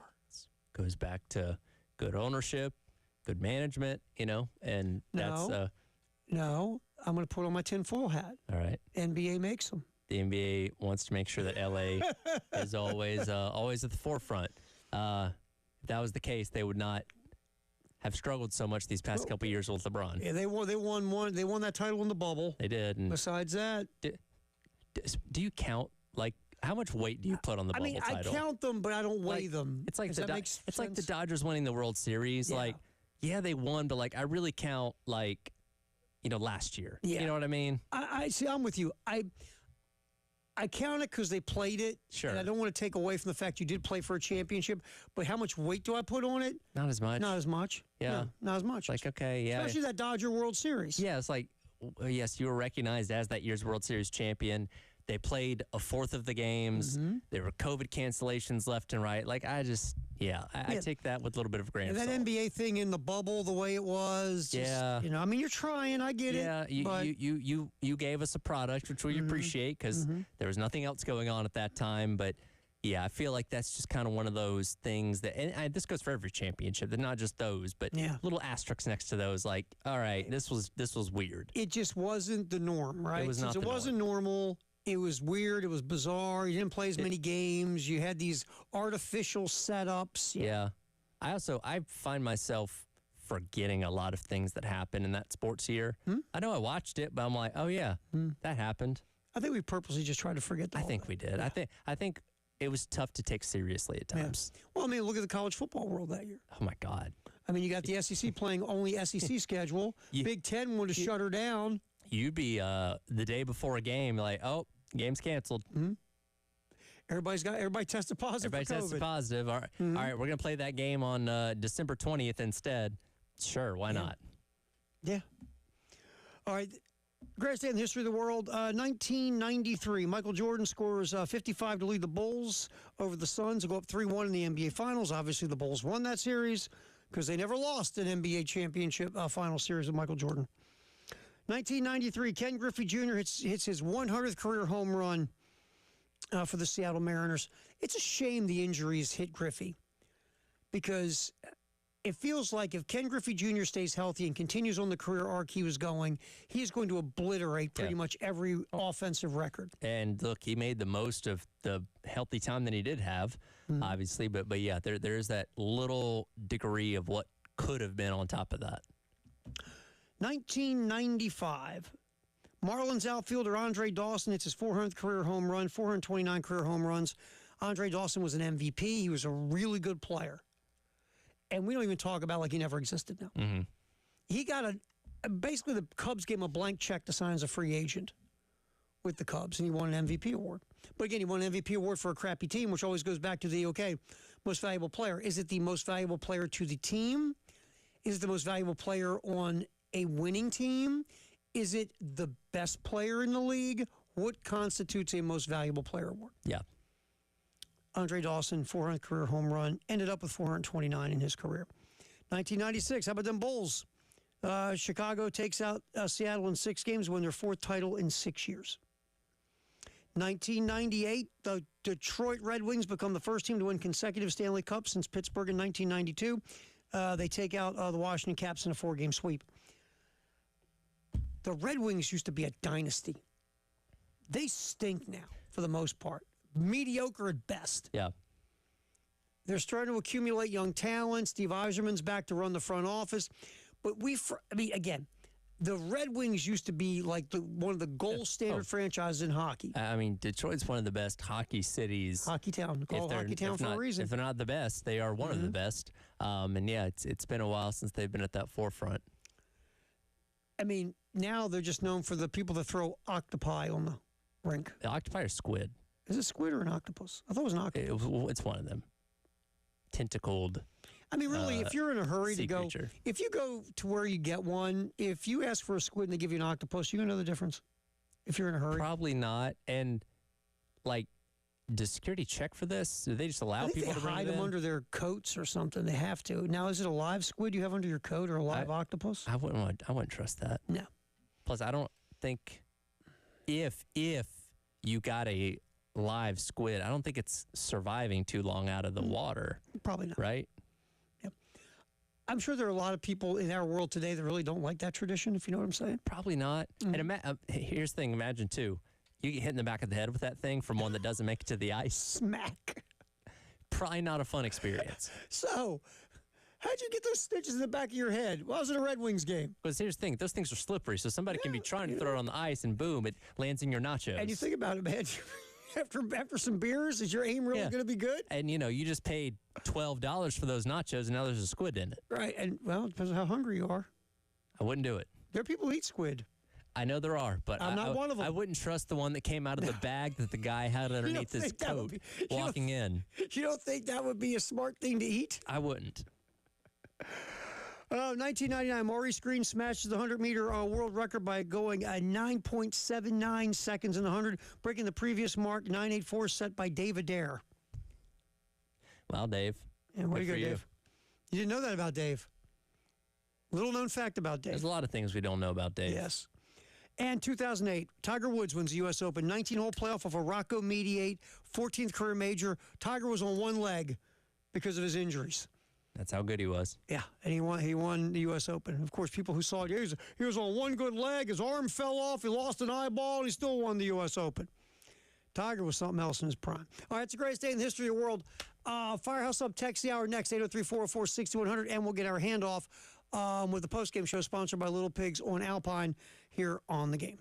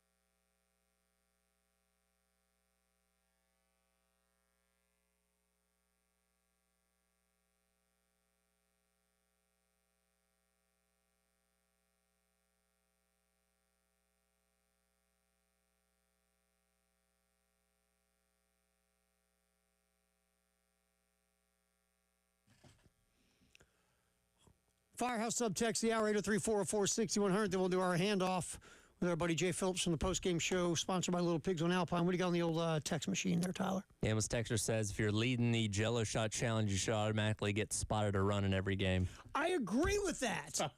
Yes. How does that thing work again?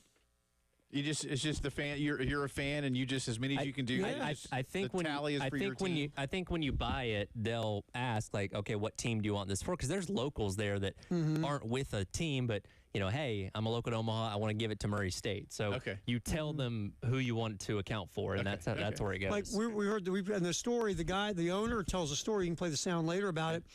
And he says, when they started, it was just they didn't realize it would become the thing it's become. Sure. And Arkansas started. Some guy was buying 50 shots, and he was giving $50 tip for every 50 shots he bought. And he bought how many of them for? 850 or something? I thought it was 3,000. Might have been. It was a big number. But that's nothing now. I know that they laugh at that. What are they? Are they making these things like a month in advance now? I mean, no. The guy ran out of like Jello the one year they were talking about. Yeah. Well, and I think it's $5 a shot. I think like half of it goes to a food bank. Okay, well that's good. I was going to say and like 50 cents goes to something else charitable. So they're doing good with this, obviously, but it's become a phenomenon, which is really neat. LSU is just LSU's running away with it right now. They're up like 13,000. Oh, those people, man, they'll just if you take, I think it looked up earlier. If you took the total of like Murray State, Arkansas, and maybe Arizona, it wouldn't equate to what just LSU's done so far. The LSU folk in Omaha are pretty impressive. It's a dynasty. It is a Jello shot dynasty is what it is at LSU. Good for them. Good for them. Yeah. What's up? I may one time have been, again, I'm not sure, but I may have been at a party one time before St. Patrick's Day when I was in college, where the hosts of said party, who lived like 3 blocks away, so walkable, made like, I don't know how many dozen Jello shots, maybe how many hundred. And it almost made going to 5 Points, well, it made it easier on my wallet. If I was one of the people that were there. Let's make this, just in case this happened, would you have won the Jello shot challenge? Probably not, but I mean, I was, I would have given it the literal college try. Hypothetically, back then, if it were me, yeah.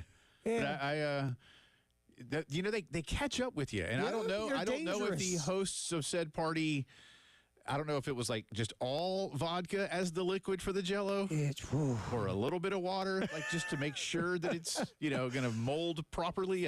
Things like that are massively the science of Jello is not really. It's dangerous. I mean, I remember grain punch allegedly. Oh, man.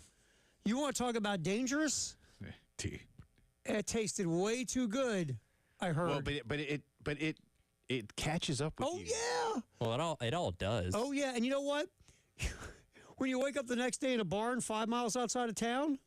Well, like when you do a regular shot of something, people wince, right? Like most of the time, and you know that like that hits you right there. The Jello shot, it's like, oh, that was good. I know, and you keep going. Give me have like 6 of those, and you're like, and that's why people buy 3,000 at a time.